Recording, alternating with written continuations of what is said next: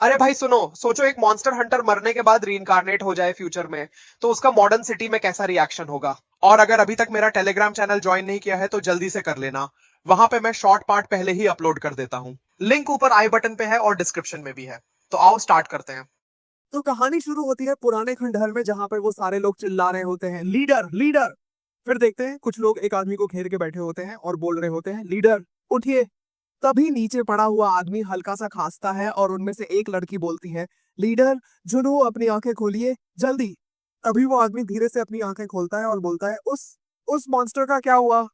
तभी वहां पे एक मोटा आदमी रोने लगता है और रोते रोते बोलता है, हमने उस गिगेंटियाना मॉन्स्टर को मार दिया है, हम सक्सेसफुल रहे लीडर।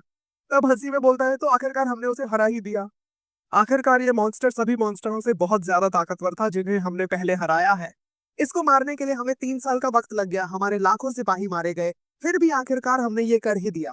तभी उनमें से एक आदमी रोते हुए बोलता है, लीडर आप अपनी आंखें खोली रखिए, अपनी आंखें बंद मत करिए। उसके बाद एक लड़की रोते हुए चिल्लाकर बोलती है, आप धीरज रखिए, मेडिकल टीम आती ही होगी। तब वो अपनी आधी बॉडी की तरफ इशारा करते हुए बोलता है, क्या मैं तुम्हें पागल लगता हूँ, मेरी आधी बॉडी वहां पड़ी हुई है। और एक नीले बालों वाली लड़की से बोलता है, वॉइस लीडर तुम बचे हुए टीम का अच्छे से ध्यान रखना। आखिरकार वो टाइम आ ही गया जब मैं उन लोगों से माफी मांग लूंगा जिन्हें मैं बचा नहीं पाया। इतना बोलकर वो अपनी आंखें बंद कर लेता है और सभी लोग चिल्लाने लगते हैं, लीडर लीडर। तभी जुनवू के ऊपर ऊपर से एक रोशनी पड़ती है और आवाज आती है, किन जुनवू, साउथ कोरिया के पहले हंटर और जिसने एस्टेब्लिश किया है सबजुगेशन सिस्टम को। उसने बहादुरी के साथ फाइट की एक गिगेंटियाना मॉन्स्टर से और उसे हराया। उसके बाद हम देखते हैं कि एक क्लास के अंदर एक बच्चा दूसरे लड़के के जो कि बैठा हुआ होता है उसका पीछे से थप्पड़ मारता है, हे फेक जुनवू। तभी हम उसके सामने 3 लड़कों को देखते हैं जिनमें से बीच में खड़ा लाल बाल वाला लड़का बोलता है, मैंने तुमसे कहा था ना तुम मेरी वाटर बोतल में पानी भर दो, क्या तुम्हें समझ में नहीं आता है। और तुम तो हमारे लिए ब्रेड भी नहीं लाए। क्या तुम चाहते हो कि हम भूख से मर जाएं? क्या तुम चाहते हो कि मैं तुम्हें सबक सिखाऊं? तभी वो लड़का थोड़ा गुस्से में अपने मन में सोचता है, पता नहीं मैं इन लोगों का गुलाम कैसे बन गया। और सीन कट हो जाता है। फिर हम जुनवू को एक अलग डायमेंशन में ऊपर से नीचे गिरते हुए देखते हैं और उसको आवाज सुनाई देती है, तुम्हारा ये बलिदान बहुत ही बेकार का था। तब वो अपने मन में सोचता है, मेरी बॉडी काम नहीं कर रही है, क्या मैं सच में मर गया हूँ। तभी उसके पीछे से आवाज आती है, तुम मर गए हो लेकिन हम अभी अभी एग्जिस्ट करते हैं और इस दुनिया में ऐसा कोई नहीं है जो हमें रोक सके। तब वो चिल्लाकर बोलता है, क्या बकवास कर रहे हो, क्या तुम्हें लगता है कि जो मेरे सोल्जर थे वो बेवकूफ है जिन्होंने अपना बलिदान दिया? क्या वो मेरी तलवार नहीं थी जिसने तुम्हें हराया था? मैंने एक सब्जुगेशन सिस्टम बनाया है इस तरह के सिनारियों को हैंडल करने के लिए। मैंने ये सब तुम्हारी वीकनेस स्ट्रेटेजी को देखते हुए बनाया था। मैंने ये सिस्टम स्टेप बाय स्टेप बनाया है ताकि आने वाले फ्यूचर में हर बैटल के लिए तैयारी की जाए। तभी उसके सामने से आवाज आती है, तुमने एक सिस्टम बनाया है, ये तो अच्छी बात है, लेकिन मैं दोबारा 42 साल बाद वापस आऊंगा और भी ज्यादा स्ट्रॉन्गर बन के। उसकी बातों को इग्नोर करते हुए जुनवू बोलता है, ठीक है ठीक है। उस टाइम मुझे लगता है कि तुम सड़कों पर कॉकरोच की तरह रेंगते मिलोगे मुझे, और सीन कट हो जाता है। फिर हम देखते हैं कि एक हॉस्पिटल के अंदर एक लड़का बेहोशी की हालत से उठता है और उठते ही बोलता है, ये सब क्या है और मैं कहाँ पर हूँ, क्या ये हॉस्पिटल है? और बोलता है, ये सब क्या हो रहा है, मुझे कुछ समझ में नहीं आ रहा है, मुझे तो लगा था कि मैं उस मॉन्स्टर से लड़कर मर गया था। तभी वो अपने आप को एक मिरर में देखता है और चौंक कर बोलता है, ये सब क्या है, क्या मैं फिर से जवान हो गया हूँ? फिर अपने मन में सोचता है, नहीं, जब मैं छोटा था तब मैं ऐसा तो नहीं दिखता था, यहाँ पे क्या चल रहा है, मुझे कुछ समझ में नहीं आ रहा है। तभी हॉस्पिटल की लाइट जल जाती है और उधर से एक डॉक्टर और एक आदमी अंदर आते हैं और वो आदमी बोलता है, तो फाइनली तुम जाग ही गए। आते ही वो आदमी अपनी आईडी को दिखाता है और बोलता है, मैं एक पुलिस हूँ और मैं उसे केस की रिगार्डिंग कुछ सवाल पूछना चाहता हूँ, क्या सब ठीक है? तब जुनू चौंक कर पूछता है, केस इन्वेस्टिगेशन। उसके बाद वो आदमी एक फाइल को पढ़ते हुए बोलता है, नाम किम जुनवू, डेट ऑफ बर्थ 3 मार्च 2035 और तुम 17 साल के हो चुके हो इस साल, क्या ये सही है? तभी जुनवू बोलता है, नहीं, मैं तो 1975 में पैदा हुआ था। ये सुनकर तो वो दोनों हक्के बक्के हो जाते हैं। फिर जुनू बोलता है, क्या तुम उस एक्सीडेंट के बारे में जानना चाहते हो जब मैं उस मॉन्स्टर से उस खंडहर में लड़ रहा था? ये सुनकर तो वो दोनों की ओर ज्यादा ही फट जाती है और आपस में बात करने लगते हैं, मुझे लगता है कि इसकी कंडीशन अभी भी ठीक नहीं है। तो डॉक्टर बोलता है, मैंने तुमसे पहले ही कहा था, इसको अभी भी रेस्ट की जरूरत है। और बोलते हैं, मुझे लगता है कि ये अपने आप को सचमुच का हंटर जुनून समझने लग गया है और ये शॉर्ट टर्म मेमोरी लॉस में आम बात है। ये तब होता है जब इंसान की इमेजिनरी और रियलिटी की दुनिया का अंतर खत्म हो जाता है। तुम्हारे साथ कल एक हादसा हो गया था और यहाँ से नीचे हुआ था, तो किसी को इसके बारे में पता नहीं और सीसीटीवी कैमरे में भी उसकी रिकॉर्डिंग नहीं हो पाई है। क्या तुम्हें ऐसा कुछ भी याद नहीं है? तब जुनू थोड़ा सोचते हुए घबरा जाता है। तब पुलिस ऑफिसर बोलता है, ठीक है कोई बात नहीं, और अपना कार्ड देते हुए बोलता है, ठीक है, जब भी तुम्हें कुछ याद आए तो तुम इस पर कांटेक्ट करके बता सकते हो। तब जुनू उस कार्ड को लेते हुए बोलता है, ठीक है, तब जाते हुए डॉक्टर बोलता है ठीक है अब के लिए मैं जाता हूँ, तुम यहाँ आराम करो। तभी जुनू डॉक्टर को रोकते हुए बोलता है डॉक्टर। डॉक्टर जवाब देता है यस। तब वो पूछता है क्या आप मुझे बता सकते हैं कि ये कौन सा साल है। डॉक्टर छोड़ते हुए उसको बताता है आज है 8 मार्च 2051। इतना सुनते ही जुनू चौंक कर बोलता है नहीं ऐसा नहीं हो सकता। दौड़कर जाकर विंडो का पर्दा हटाकर बाहर देखता है। बाहर देखते ही उसकी आंखें खुली की खुली रह जाती हैं और बोलता है ये सब क्या है। जहां तक मुझे याद है ये जगह तो मॉन्स्टर से लड़ते रहे एक वीरान खंडहर बन चुका था, जहां पे बहुत सारे लोग बेकार बाहर बैठे रहते थे और जिनको तो काफी सारी बीमारियां भी लगी हुई थी। पर मुझे यकीन नहीं हो रहा है कि ये इतना बदल गया है। और सोचता है काश वो सभी लोग अभी जिंदा हो। इन बोम से ओक्रू वूशिक और योरही। उस इंसिडेंट को 42 साल हो गए हैं, वो सब पक्का एक साथ होंगे। तभी उसको रियलाइज होता है क्या 42 साल, क्या ये वही साल है। तभी सायरन से आवाज आती है इमरजेंसी इमरजेंसी। गांव यूनिवर्सिटी हॉस्पिटल के पास एक मेजर क्राइसिस हुआ है। फिर हम एक ब्लू वार्म होल को देखते हैं जहां से सब भागते हुए बोल रहे होते हैं भागो भागो और एसोसिएशन को इसके बारे में बताओ।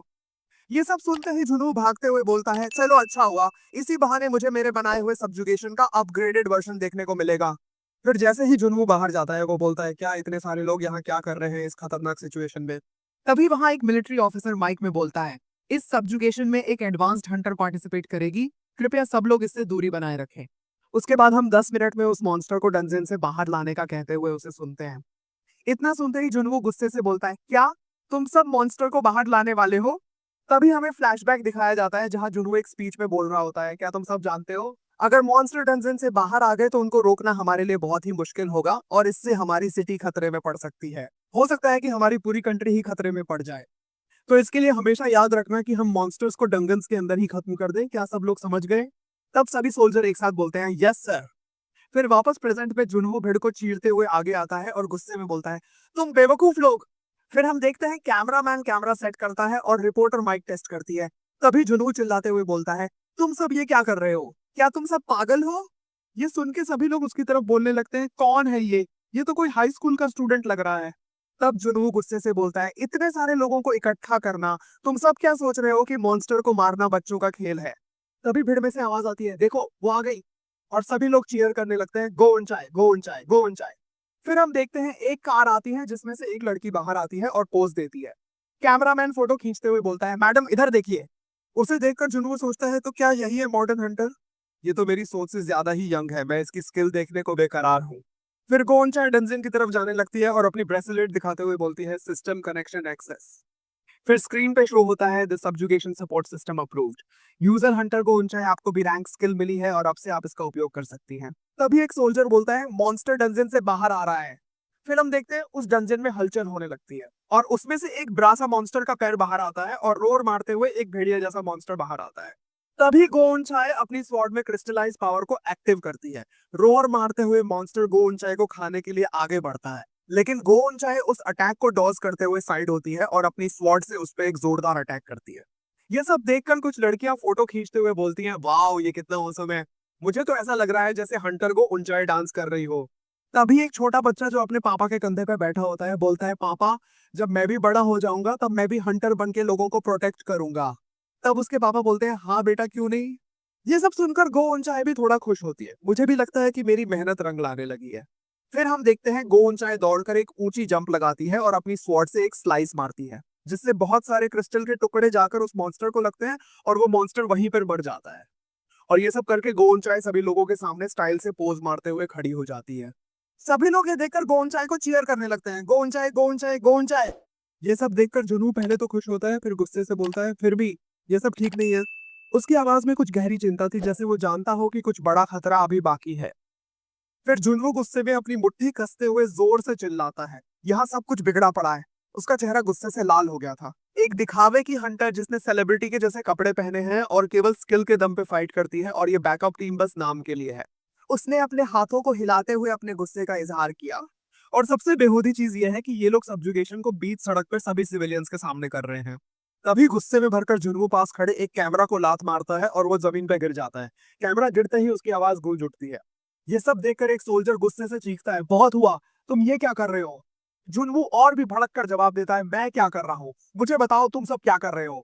उसकी आंखों में आक्रोश साफ दिख रहा था। मॉन्स्टर को डंजन से बाहर लाकर लोगों की सेफ्टी के साथ खिलवाड़ कर रहे हो, उसने सोल्जर की ओर इशारा करते हुए कहा। क्या हो अगर ये मॉन्स्टर इस दुनिया में और भी खतरनाक हो जाए? क्या हो अगर स्किल की वजह से लोगों को चोट लग जाए? और क्या हो अगर जो इन्फॉर्मेशन मिली है वो गलत हो और तुम लोगों ने सामने की जगह भी खाली छोड़ दी थी? क्या तुम सब इसे सब्जुगेशन कहते हो? इस हिसाब से तो ये बस एंटरटेनमेंट का खेल बन गया है। तभी एक आवाज आती है, क्या तुम अकेडमी से हो? फिर हम देखते हैं कि यूनचे जुनवू से आके बोलती है, क्या तुम भूल गए कि ये सब हमने क्लास में सीखा था? तुम्हारी क्यूरियोसिटी अच्छी है, लेकिन हर चीज क्लास में ही नहीं बताई जाती है। फील्ड स्टूडेंट की इमेजिनेशन से बहुत ही अलग होती है। तब जुनवो गुस्से में बोलता है, क्या कहा तुमने फील्ड? तुम्हारी हिम्मत कैसे हुई मेरे सामने ऐसे बात करने की? उसको देखकर यूनचे थोड़ा डर जाती है। तभी उसके सामने दो बॉडीगार्ड आ जाते हैं। तब यूनचे बोलती है, ठीक है, तुम्हें ऐसा बिहेव नहीं करना चाहिए। जुनवो गुस्से से जवाब देता है, इस टाइप की स्किल के साथ तुम अपने आप को हंटर कैसे कह सकती हो? यूनचे बोलती है, लगता है तुम्हारी स्कूल लाइफ काफी मुश्किल भरी है। जुनवो सोचते हुए बड़बड़ाता है, क्या? फिर हम थोड़ी देर बाद का सीन देखते हैं जहां जुनवो एक चेयर पे बैठा होता है और सोच रहा होता है कि सब खत्म हो गया। हंटर्स की स्किल्स पिछले 30 सालों में कितनी बेकार हो गई हैं। अगर वो गिगेंटियाना फिर से रिवाइव हो गया तो इस दुनिया का अंत निश्चित है। फिर वो बुदबुदाता है, नहीं, मुझे अभी से तैयारी करनी चाहिए, लेकिन ऐसा कौन है जो मुझ पे विश्वास करेगा? तभी वो बोलता है, कौन? अरे हाँ, मेरे स्क्वाड मेंबर्स, अगर मैं किसी तरह उन्हें ढूंढ लूं तो। तभी वो इधर उधर देखता है और बोलता है, लेकिन मैं उन्हें ढूंढूंगा कैसे? अब मैं हर किसी से तो उनके बारे में नहीं पूछ सकता। तभी वो बोलता है, एक मिनट, उसने किसी एकेडमी के बारे में बोला था। और भागते हुए बोलता है, पिछले 30 साल में किसी ने तो हंटर एकेडमी को बनाया होगा, और मुझे पता है वो एक ही आदमी हो सकता है, बेवुशिक। फिर हम फ्लैशबैक का सीन देखते हैं जहां जुनवो बोल रहा होता है, क्या एक एकेडमी? तब वुशिक बोलता है, हाँ। और आगे जोड़ता है, कितना अच्छा होगा अगर इस वॉर को हमारी जनरेशन खत्म कर दे, लेकिन मुझे नहीं लगता ऐसा होगा। इसलिए जब मैं अपनी ड्यूटी से रिटायर हो जाऊंगा, तब मैं एक एकेडमी खोलूंगा ताकि आने वाली जनरेशन को अच्छे से सिखा सकूं। तो लीडर, आप बताइए उस स्कूल का क्या नाम होना चाहिए? तब जुनवो हंसते हुए बोलता है, क्या मैं? ठीक है, अगर ऐसा है तो उसका नाम सिंपल ही रखना, जैसे कि कोरिया हंटर एकेडमी या और कुछ। वुशिक मुंह बनाते हुए बोलता है, ये तो कुछ ज्यादा ही सिंपल है। फिर हम प्रेजेंट में एकेडमी के लोगों को देखते हैं जिसके सामने जुनवू खड़ा होकर बोलता है, तो उसने सच में बना लिया इसे, लेकिन ये स्कूल तो काफी बड़ा है। तभी कोई जुनवू को आवाज लगाकर बोलता है, अरे बच्चे, तुम यहाँ क्या कर रहे हो? फिर एक गार्ड बोलता है, मुझे नहीं लगता कि मैंने तुम्हें पहले यहाँ देखा है, क्या तुम हमारे स्कूल के स्टूडेंट हो? जुनवू घबराते हुए बोलता है, आह नहीं, मैं तो कुछ और काम से आया हूँ यहाँ। तब गार्ड बोलता है, अगर तुम यूनचे को देखने आए हो तो अभी वापस चले जाओ। वो ऐसी नहीं कि तुम उसका गेट पे खड़े रहकर इंतजार करो। जुनू जल्दी से बोलता है, नहीं नहीं, ऐसा कुछ नहीं है। और अपने मन में सोचता है, लगता है कि वो लड़की भी इसी स्कूल से है। उसके बाद वो गार्ड से बोलता है, क्या आप किसी ऐसे आदमी को जानते हैं जिसका नाम भूषिक है? तब गार्ड सोचते हुए बोलता है, क्या भूषिक? तुम्हारा मतलब है चेयरमैन? इतना सुनते ही जुनू एक्साइटेड होकर बोलता है, अरे वाह, हाँ हाँ, चेयरमैन। क्या तुम मुझे उनके पास लेके जाओगे? गार्ड अपने मन में सोचता है, आखिर कोई चेयरमैन से क्यों मिलना चाहेगा जो कि इस स्कूल का स्टूडेंट ना हो? और फिर बोलता है, हाँ मैं समझ गया, तुम पक्का स्पेशल एडमिशन स्टूडेंट हो, है ना? जुनवो अपने मन में सोचता है, पता नहीं ये सब क्या है, लेकिन अभी के लिए मुझे इसकी हाँ में हाँ मिलानी होगी। और बोलता है, आ हाँ, मैं स्पेशल एडमिशन स्टूडेंट हूँ। तब गार्ड बोलता है, अगर ऐसी बात थी तो तुमने मुझे पहले क्यों नहीं बताया? चलो मेरे पीछे आओ। जुनू जाते जाते सोचने लगता है, जब मैं वूशिक से मिलूंगा पता नहीं वो कैसे रिएक्ट करेगा। फिर वे दोनों स्कूल के अंदर चले जाते हैं। अंदर जाते ही जुनवू अपनी ही एक बड़ी सी पिक्चर को देखकर चौंकता है और चिल्लाते हुए बोलता है, ये क्या है? तब गार्ड बोलता है, हे बच्चे, स्कूल के अंदर चिल्लाना मना है। जुनू सॉरी मांगते हुए बोलता है, ठीक है, मैं ध्यान रखूंगा। और शर्माते हुए सोचता है, इतना बड़ा पोर्ट्रेट, ये कुछ ज्यादा ही हो गया है। वो जितना आगे जाता है उसे उतने सारे पोर्ट्रेट देखने को मिलते हैं। उसी में से एक पोर्ट्रेट पे लिखा होता है, लीडर किम जुनवू का मोटो, कि एक हंटर बनने के लिए चाहिए 99% मेहनत और 1% टैलेंट। उसे देखकर जुनवू सोचता है, क्या मैंने ऐसा कुछ कहा भी था? तब गार्ड एक दरवाजे को नॉक करके बोलता है, एक्सक्यूज मी चेयरमैन, मैं मैनेजर पार्क हूँ। तब अंदर बैठा एक आदमी बोलता है, आ जाओ। तब गार्ड जुनवू से बोलता है, देखो अंदर तुम कुछ उल्टी सीधी हरकत मत करना। जुनवू सिर हिलाकर हाँ में जवाब देता है। उसके बाद वो दोनों अंदर आ जाते हैं और गार्ड बोलता है, सर ये स्पेशल एडमिशन स्टूडेंट है, इसलिए मैं इसे यहाँ लेकर आया हूँ। ये सुनकर चेयरमैन बोलता है, क्या एक स्पेशल एडमिशन स्टूडेंट? तब गार्ड बोलता है, ठीक है, अब मैं जाता हूँ। उसके बाद चेयरमैन जुनवू के पास आता है और बोलता है, कितनी अजीब बात है, मुझे इस स्पेशल एडमिशन स्टूडेंट के बारे में कैसे पता नहीं? फिर चेयरमैन बोलता है, मुझे बताओ कौन हो तुम और यहाँ क्या करने आए हो? इतना सुनते ही जुनवू जोर से बोलता है, वुशिक! ये सुनते ही वुशिक के रंग उड़ जाते हैं। जुनू हंसते हुए बोलता है, तुम्हारे लुक्स की वजह से मैं तुम्हें पहचान ही नहीं पा रहा था, तुम तो काफी बूढ़े हो गए हो यार। और बोलता है, क्या तुमने मुझे पहचाना? मैं जुनवो हूँ, जुनवो। अभी वुशिक भागते हुए टेलीफोन की तरफ जाता है और बोलता है, मैंने अपनी लाइफ में इतना पागल आदमी कभी नहीं देखा। और फोन उठाकर गुस्से से बोलता है, मैनेजर पार्क, जल्दी आओ और इस पागल लड़के को यहाँ से लेके जाओ। तुम ऐसे ही बिना किसी वेरिफिकेशन के किसी को कैसे अंदर आने दे सकते हो? तभी पीछे से जुनू बोलता है, अच्छा ठीक है, मुझे बताओ कि सुन्योंग का क्या हुआ। ये सुनकर वोशिक हक्का बक्का रह जाता है और पीछे मुड़कर बोलता है, तुम्हें इस नाम के बारे में कैसे पता? जुनवू बोलता है, क्या सुन्योंग टीम 3 से? मैं उसे अच्छे से जानता हूँ। तुम हमेशा उस पे लाइन मारते थे और जब वो तुम्हें मना कर देती थी तब तुम रोते हुए मेरे पास आते थे और मुझे लगता है कि उसने तुम्हें छोड़ ही दिया। इतना सुनते ही वोशिक जुनवू का कॉलर पकड़कर गुस्से में बोलता है, आखिरकार तुझे इसके बारे में कैसे पता और तू है कौन बे? जुनवू हंसते हुए बोलता है, वाह, मेरी पूरी लाइफ में तुमने पहली बार मुझे ऐसे पकड़ा है। तब गुस्से में वोशिक से बोलता है, क्या तुम इतने ताकतवर हो गए हो जो ऐसा बिहेव कर रहे हो? ये देखकर वोशिक डरते हुए जुनवू को छोड़ देता है। तब जुनवू बोलता है, वोशिक, मैंने तुमसे कितनी बार कहा है उन मॉन्स्टर्स के सामने और उन लोगों के सामने कि अगर तुम कोई भी काम करने जा रहे हो तो उसे अच्छे से करो। ये सुनते ही वोशिक को जुनवू के अंदर पुराना लीडर जुनवू दिखाई देने लगता है। वो घबराते हुए बोलता है, लीडर? तो सीन चेंज होता है और हमें फ्लैशबैक में बेस कैंप दिखाया जाता है। माहौल पूरी तरह से टेंशन से भरा हुआ, और तभी एक आदमी जोर से चिल्लाते हुए बोलता है, तुम लोग क्या कर रहे हो? तभी हमें दिखता है कि एक आदमी एक छोटी लड़की को पकड़कर उसके गले पर चाकू रखे खड़ा है। उसके चेहरे पर पसीने की बूंदें, आंखों में पागलपन और जुबान से बस यही निकल रहा है, क्या तुम लोगों को सुनाई नहीं दे रहा है? जल्दी से मेरे लिए एंटीबायोटिक्स और खाना लेकर आओ। और तभी एंट्री होती है जुनवू की। उसकी चाल में कॉन्फिडेंस और आंखों में वो ठंडा पागलपन जो सामने वाले को हिलाकर रख दे। वो अपने साथी की तरफ देखता है और बोलता है, यहाँ क्या चल रहा है? साथी थोड़ा डरे हुए अंदाज में जवाब देता है, लगता है इस आदमी को कैंप 7 से बाहर निकाल दिया गया है। इन्फेक्शियस बीमारी हो गई है इसे, और अब ये एंटीबायोटिक्स और खाना मांग रहा है। जुन्नू के चेहरे पर कोई खास रिएक्शन नहीं, बस हल्की सी आंखें सिकुड़ती उड़ती है। इन्फेक्शियस बीमारी? साथी थोड़ा और घबरा कर बोलता है, और इसकी सिबलिंग भी बीमार है, इसलिए इसे एंटीबायोटिक्स चाहिए। जुन्नू हल्का सा सिर झुकाता है जैसे सब कुछ समझ गया हो, फिर बोलता है ठीक है, और सीधा उस आदमी की तरफ बढ़ने लगता है। साथी घबराकर बोलता है, लीडर रुकिए। लेकिन तब तक देर हो चुकी थी। वो आदमी जोर जोर से चिल्लाने लगता है, मेरे पास मत आओ, और लड़की को और कसकर पकड़ लेता है। लड़की दर्द और डर से रोने लगती है, लेकिन जुनवू बिना एक भी कदम रोके उसके और पास आ जाता है। तब आदमी चाकू दिखाते हुए बोलता है, मेरे पास मत आओ, क्या तुम चाहते हो कि मैं इस लड़की को मार दूं? जुनवू बिना पलक झपकाए बोलता है, ठीक है, तुम्हें जो करना है करो। एक पल के लिए हवा ठहर जाती है। आदमी और लड़की दोनों हक्के बक्के रह जाते हैं। फिर जुनवू आगे बढ़कर जवाब देता है, जैसा कि मैंने तुमसे बोला, तुम इसे मार सकते हो। और वैसे भी इस मॉन्स्टर भरी दुनिया में एक और मौत कोई बड़ा सरप्राइज नहीं होगा। आदमी के चेहरे का रंग उड़ जाता है। वो लड़खड़ाते हुए बोलता है, तुम ये क्या बकवास कर रहे हो? जुनू का चेहरा ठंडा, उसकी आवाज पहले से भी ज्यादा बेरहम। क्यों? क्या हुआ? अब हिम्मत नहीं हो रही किसी को मारने की? तुम्ही ने बोला था कि तुम्हारे सिबलिंग बीमार हैं और तुम्हें एंटीबायोटिक्स और खाना चाहिए, तो क्यों नहीं तुम यहाँ के सारे लोगों को मारकर एंटीबायोटिक्स ले लेते? अगर इस दुनिया में किसी को बचाना है तो किसी को मारना भी सीखो। फर्क नहीं पड़ता कि सामने कोई मॉन्स्टर खड़ा है या इंसान। अगर मारना ठान लिया है तो खत्म करो, वरना चुपचाप अपने सिबलिंग के साथ मर जाओ। बस अब आदमी का दिमाग काम करना बंद कर देता है। गुस्से से बौखलाकर वो लड़की को साइड में धक्का देता है और अपने चाकू से जुनू पे हमला कर देता है, लेकिन जुनू लाइटनिंग स्पीड में टॉस करता है और अगले ही सेकंड में उसका हाथ पकड़कर उसे उठाकर जमीन पे पटक देता है। आह! दर्द से चीखता हुआ आदमी जमीन पे पड़ा रहता है, लेकिन वो इतनी आसानी से हारने वालों में से नहीं था। लड़खड़ाते हुए उठता है, आंखों में जलता हुआ गुस्सा, मैं तुझे नहीं छोड़ूंगा हरामजादे। और फिर, अब चुपचाप मर जा मेरे हाथों से, बोलकर वो पूरी ताकत से फिर से चाकू लेकर झपटता है। लेकिन तभी जुनवू अपनी रिंग में रिंग ऑफ बैटल्स को ऑन करता है और एक डार्क स्माइल के साथ बोलता है, यही तो मैं चाहता था। और अगले ही पल एक पंच, उसका चाकू हवा में उछल जाता है।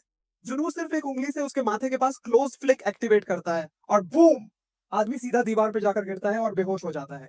जुनवू अपने साथी की तरफ देखता है और बोलता है, इधर आओ। साथी जल्दी से दौड़ कर आता है और घबरा कर बोलता है, जी लीडर।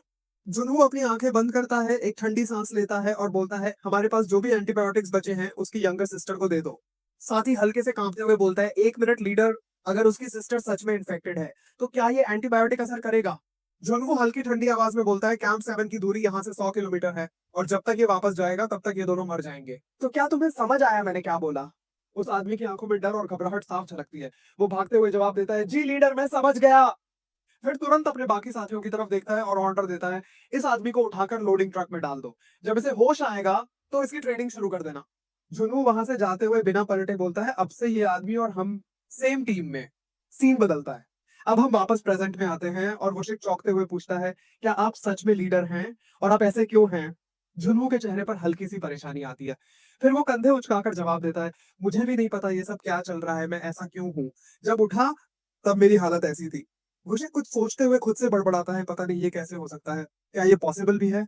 जुनू उसकी आंखों में सीधा देखता है और गुस्से से बोलता है, लगता है तुम्हें अभी भी बिलीव नहीं हुआ है। मुशिक एक लंबी सांस लेकर बोलता है, अगर मैं सच बताऊं तो यहाँ जितने भी लोग हैं सबकी हालत मेरी तरह ही होगी जब उनके सामने एक मरा हुआ बंदा एक छोटे बच्चे के रूप में वापस आ जाए। झुनमू हल्की सी स्मिरक के साथ बोलता है, क्या सच में? तो क्या तुम्हें याद है जब तुम मेरे साथ सब्जुगेशन के लिए गए थे तो तुमने अपनी पैंट गीली कर ली थी? बस ये सुनते ही वुशिक की आंखें गुस्से से लाल हो जाती हैं और बैम, एक जोरदार मुक्का सीधा जुनमू के मुंह पर, और सीन कट हो जाता है। सीन फिर बदलता है। अब हमें वही वॉचमैन दिखता है जो घबराहट में अपनी टोपी पकड़कर भाग रहा होता है। उसके दिमाग में चेयरमैन की कड़कती आवाज गूंज रही होती है, तुम बिना किसी चेकिंग किसी को भी ऐसे अंदर कैसे आने दे सकते हो? वो हांफते हुए खुद से बड़बड़ाता है, अरे यार ये मैंने क्या कर दिया? फिर उसे याद आता है स्पेशल एडमिशन एक डिफिकल्ट सर्कमस्टांस है जिसकी वजह से किसी को भी एडमिशन मिल सकता है, और मैंने उसकी हाइट देखकर सोचा कि वो स्टूडेंट है, इसलिए मैंने उसे जाने दिया। भागते भागते वो गेट के बाहर खड़ा होकर खुद को समझाने लगता है, खैर अब कुछ नहीं हो सकता, मैं चुपचाप जाकर माफी मांग लेता हूँ। वो गेट खोलता है और अंदर झांकता है, और जो देखता है उसकी रूह कांप जाती है। बुशिक जमीन पे पुशअप कर रहा होता है और जुनवो उसकी काउंटिंग कर रहा होता है, 1 2। वॉचमैन की आंखें चौड़ी हो जाती हैं, चेहरा पसीने से भर जाता है, और बिना एक सेकंड सोचे वो चुपचाप वापस गेट बंद कर लेता है। भीतर से आती आवाज कमरे की ठहरी हुई हवा में गूंज रही थी, 1 2 1 2। और वहीं झुनवो एक आइस बैग से अपने गाल को सेक रहा था। दर्द से कराहते हुए बोल पड़ा, मुझे अभी भी दर्द हो रहा है। वुशिक जो सामने खड़ा था हल्का सा शर्मिंदा हुआ और बोला, आई एम सॉरी लीडर, वो मेमोरी बहुत एम्बैरेसिंग थी, इसलिए मैं खुद को कंट्रोल नहीं कर पाया। जुनमू ने लंबी सांस भरी, दर्द को सहते हुए बोला, कोई बात नहीं, लेकिन ये दुनिया काफी बदल चुकी है। गुरशक सिर हिलाते हुए बोला, हाँ लीडर, लेकिन आप तो बहुत शॉक्ड होंगे क्योंकि ये दुनिया पहले से कहीं ज्यादा बदल चुकी है।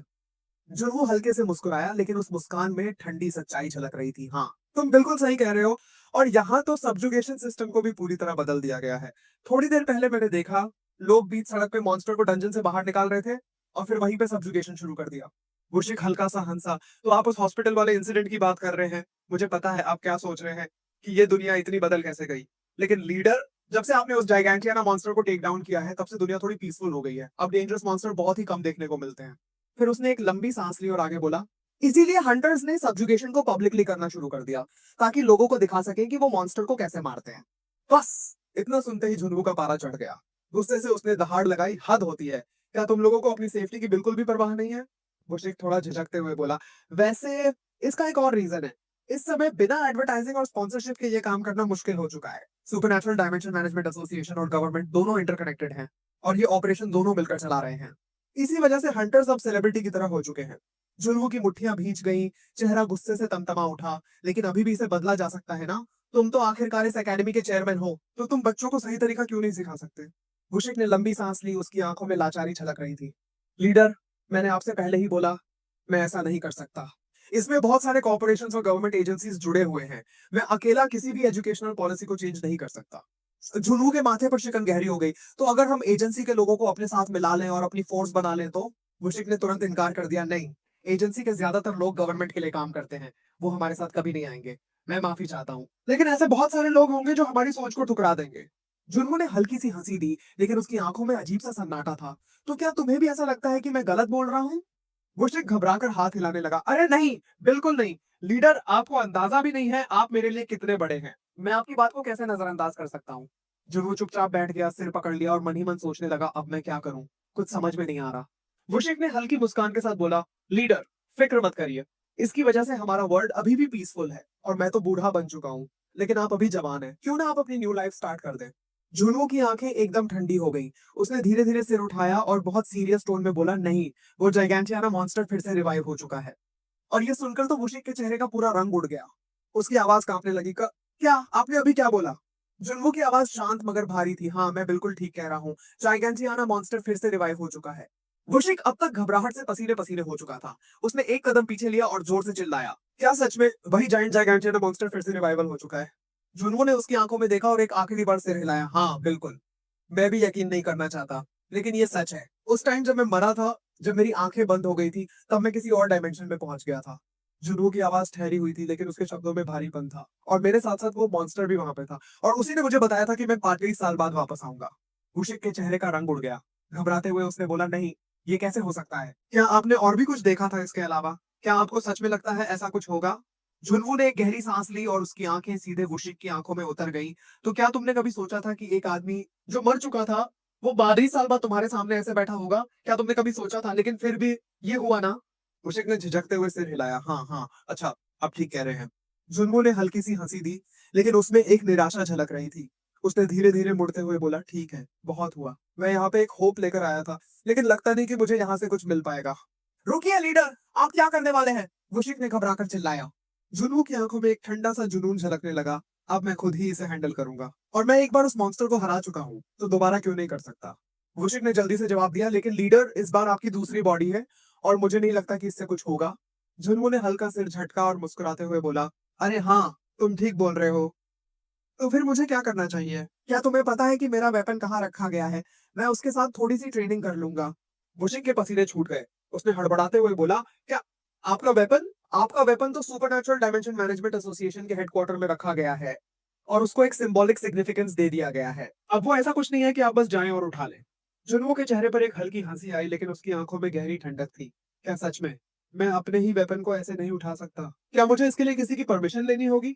वुशिक ने गहरी सांस ली और सिर झुका लिया। जो आदमी उसकी देखरेख कर रहा है वो है डायरेक्टर गो सेओगदू। जुनवू का चेहरा अचानक खिल उठा। क्या? सेओगदू?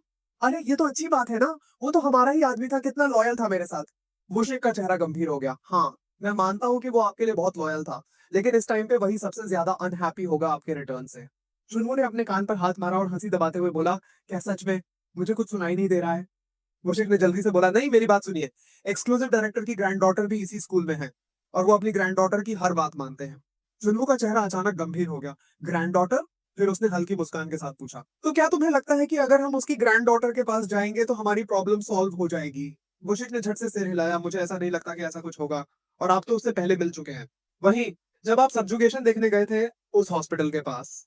जुन्नू का दिमाग तेजी से दौड़ने लगा। उसने अपने मन में उस मॉडर्न हंटर की छवि देखी और धीरे से बुदबुदाया, क्या सच में ये नहीं हो सकता? वो गो युनचाए। जुनवू चौंकते हुए बोल पड़ा, क्या यॉन्चे सेओगडू की ग्रैंड डॉटर है? वूशिक ने बिना किसी झिझक के सिर हिलाया। हाँ, तो इसमें कोई प्रॉब्लम है? जनवू के चेहरे का रंग उड़ गया। फिर तो सब कुछ खत्म हो गया। उस टाइम जब मैंने उस सब्जुगेशन को देखा था तब मैंने उसे बहुत कुछ बोल दिया था। वूशिक भी झटके में चौंका, क्या आपने वहां पे क्या कर दिया? और आपने किसी को इंजर्ड तो नहीं किया? जनवू ने उसे घूरते हुए बोला, क्या तुम्हारा दिमाग खराब हो गया है? मैं ऐसा क्यों करूंगा? मैं तो बस गुस्से में दो चार बातें बोलकर वहां से निकल आया था। और फिर अचानक से गुस्से में जोर से चिल्लाया, अब मैं क्या करूं? मुझे कुछ समझ में नहीं आ रहा। गुस्से में वो अपना हाथ आगे बढ़ाता है। वूशिक उसकी इस हरकत पे हैरान होकर पूछ बैठा, क्या आपको कुछ चाहिए? जंगू ने उसे तिरछी नजरों से देखा और चिल्लाकर बोला, अरे बेवकूफ, वो एप्लीकेशन फॉर्म दो मुझे। वूशिक का मुंह खुला का खुला रह गया। उसने चौंकते हुए चिल्लाकर बोला, क्या एप्लीकेशन फॉर्म? जंगू ने गहरी सांस ली और अपनी टोन को ठंडा रखते हुए बोला, तुमने अभी बोला था कि मेरा weapon director of the support division के अंडर रखा गया है और मुझे उस तक पहुंचने के लिए सियोगदू की ग्रैंड डॉटर तक पहुंचना होगा, जो कि इसी स्कूल में है। वो हल्का सा रुका और फिर निर्णायक स्वर में बोला, इस हिसाब से सिर्फ एक ही ऑप्शन बचता है कि मैं भी इस स्कूल में एनरोलमेंट ले लूं। मूशिक तो जैसे अंदर तक हिल गया, एनरोलमेंट, वो भी इस एज में? जंगू ने भौहें चढ़ाई, क्या मतलब तुम्हारा इस एज में?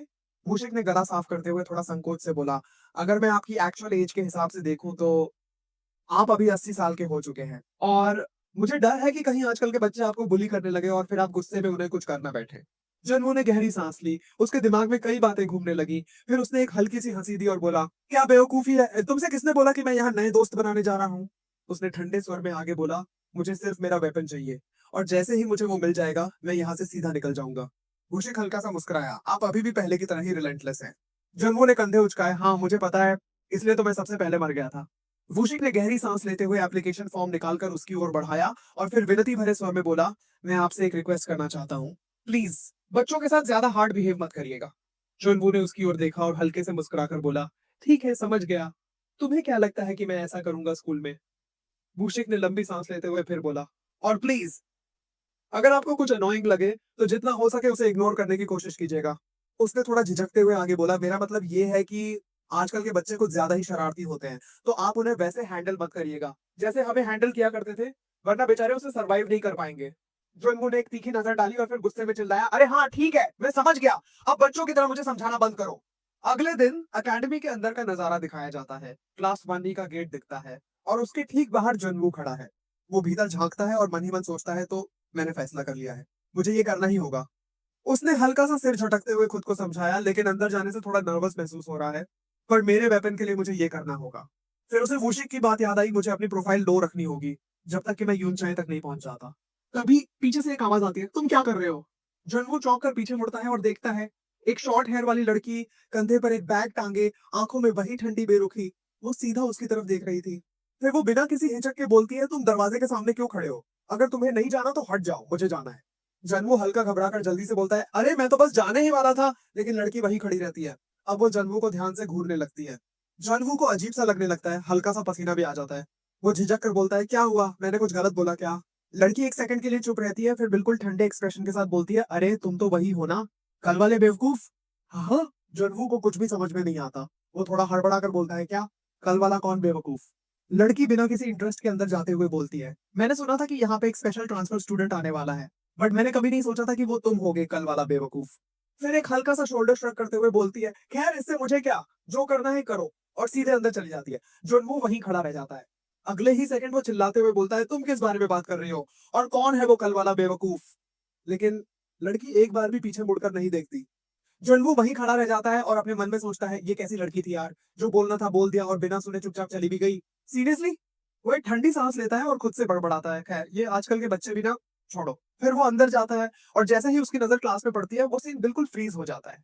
सारे बच्चे उसकी तरफ देख रहे होते हैं, और सिर्फ देख ही नहीं रहे, घूर रहे होते हैं। कुछ बच्चे आपस में हल्की हल्की आवाज में फुसफुसा रहे होते हैं, अरे देखो ये तो वही है ना, कल वाला बेवकूफ।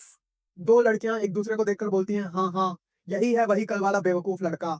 जानवू वहीं दरवाजे पर खड़ा रह जाता है, हल्का नर्वस सा महसूस करता है। उसके मन में हजारों सवाल घूमने लगते हैं, पता नहीं ये लोग ऐसा क्यों देख रहे हैं, मेरा तो स्कूल का पहला दिन है, लेकिन फिर भी ये सब ऐसे क्यों घूर रहे हैं जैसे पहले से मुझे जानते हो। वो हल्का सा सिर हिलाता है और खुद से बोलता है, खैर छोड़ो, मुझे इन सब चीजों को इग्नोर करना है। और फिर वो क्लास में कदम रखता है। जनवू अंदर दाखिल होता है और पूरे माहौल का मुआयना करने लगता है। हल्की सी हैरानी उसके चेहरे पर साफ झलक रही थी। वो अपने मन में सोचता है, ये स्कूल देखकर तो मुझे ऐसा लगता था कि यहाँ कुछ ज्यादा खास नहीं होगा, लेकिन ये तो कुछ ज्यादा ही मॉडर्न निकला। मुझे लगा था कि सारे बच्चे अपने हथियार लिए तैयारी करते होंगे। फिर उसकी नजर क्लासरूम की बेंचेस पे पड़ती है। वो थोड़ी देर तक इधर उधर देखता है और फिर हल्के से बड़बड़ाता है, तो मुझे किधर बैठना चाहिए? तभी एक डेस्क पे रखे बुके पर उसकी नजर पड़ती है, बड़े ही शानदार अंदाज में सजा हुआ। उस पर चमचमाते हुए अक्षरों में लिखा था, कंग्रेचुलेशन ऑन योर एनरोलमेंट। जनवू धीरे धीरे उसकी तरफ बढ़ता है, बुके को उठाकर गौर से देखता है और अगले ही सेकंड उसका चेहरा गुस्से में सख्त हो जाता है। वो अपने मन में सोचता है, ये सब क्या है, क्या यहाँ जो भी एनरोल करता है उसे इसी तरह से वेलकम किया जाता है? ये भूशिक भी ना कुछ ज्यादा ही करने लगा है।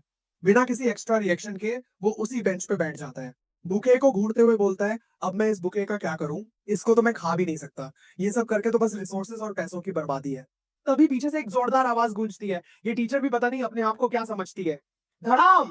दरवाजे पे एक जोरदार लात पड़ती है और वो झटके से खुल जाता है। और फिर एक लड़का बड़े ही एटीट्यूड में अंदर दाखिल होता है। उसके चेहरे पर घमंड, चाल में दबंगई और लहजा पूरा अनॉयड टाइप। वो पूरे क्लासरूम में एक नजर दौड़ाता है और बड़बड़ाता है, सबसे बेकार चीज मुझे लगती है सुबह सुबह स्कूल आना। कितना अनोइंग है ये। पूरे क्लास का माहौल एकदम से चुप।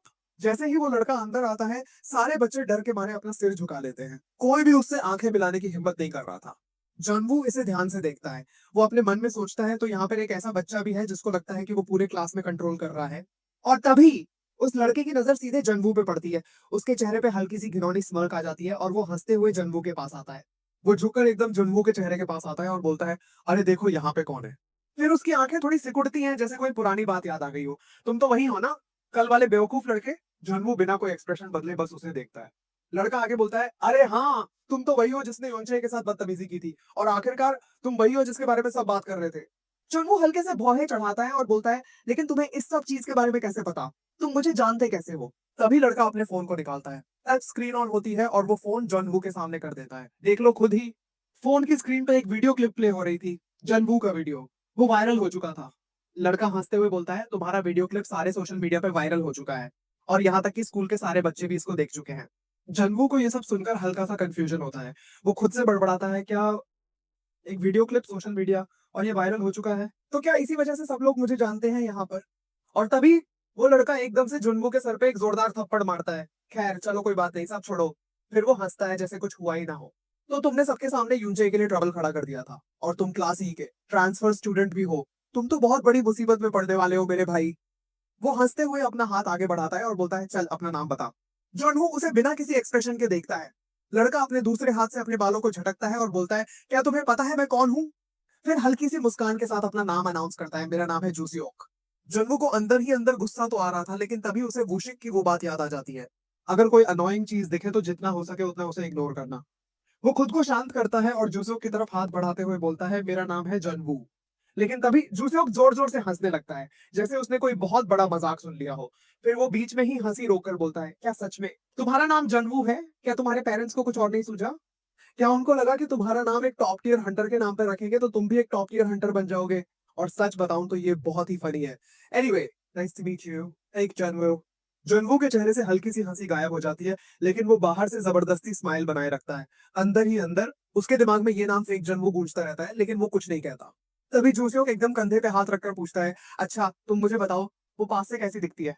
जनवू भौंचक्का होकर बोलता है, क्या? कौन? जोसेफ बिना हिचकिचाए जवाब देता है, अरे मैं युनचे की बात कर रहा हूँ। उसकी बॉडी तो इनक्रेडिबल है और मुझे लगता है कि उसका फेस भी काफी अच्छा होगा। उसके ग्रैंड वाइफ डायरेक्टर हैं, तो शायद इसलिए वो इतनी ज्यादा रूड है, और अगर ऐसा नहीं होता तो वो मेरे टाइप की होती। वो ठहाके लगाता है, फिर एकदम से अपनी नजरों को घुमाता है और बोलता है, रुको रुको, नहीं ये सच नहीं है। उसकी आंखें थोड़ी छोटी लगती हैं मुझे, मैं उसको जरूर फिक्स करवा देता। लेकिन तभी, ये सब क्या बकवास कर रहे हो, आवाज गूंजती है और पूरा माहौल शांत हो जाता है।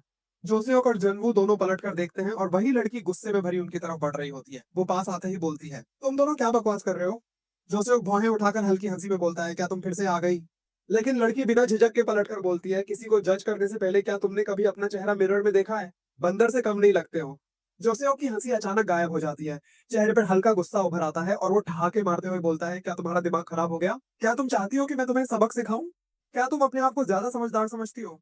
लड़की बिना हिले डुले एकदम शांत आवाज में बोलती है, हम दोनों सेम क्लास में हैं, तो मैं तुमसे ज्यादा होशियार कैसे हो सकती हूँ?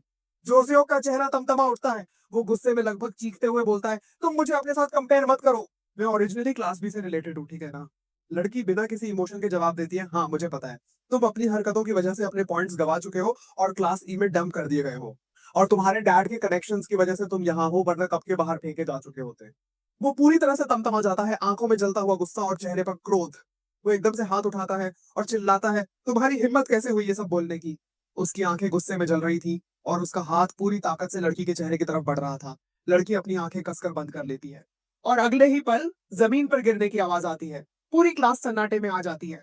जोसेफ जमीन पर पड़ा था, हर कोई शॉक में था।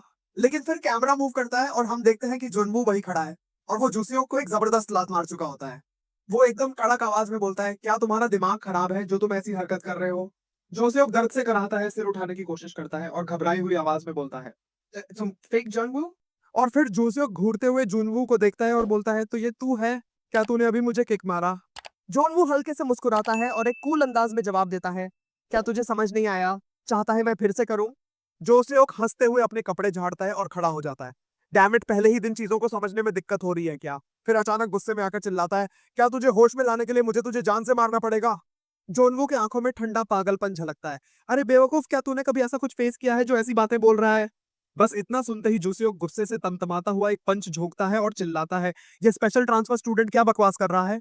लेकिन जूनवू आसानी से पंच को नीचे झुककर डॉज कर लेता है। क्या बेकार पंच मारा, वो मनी मन सोचता है।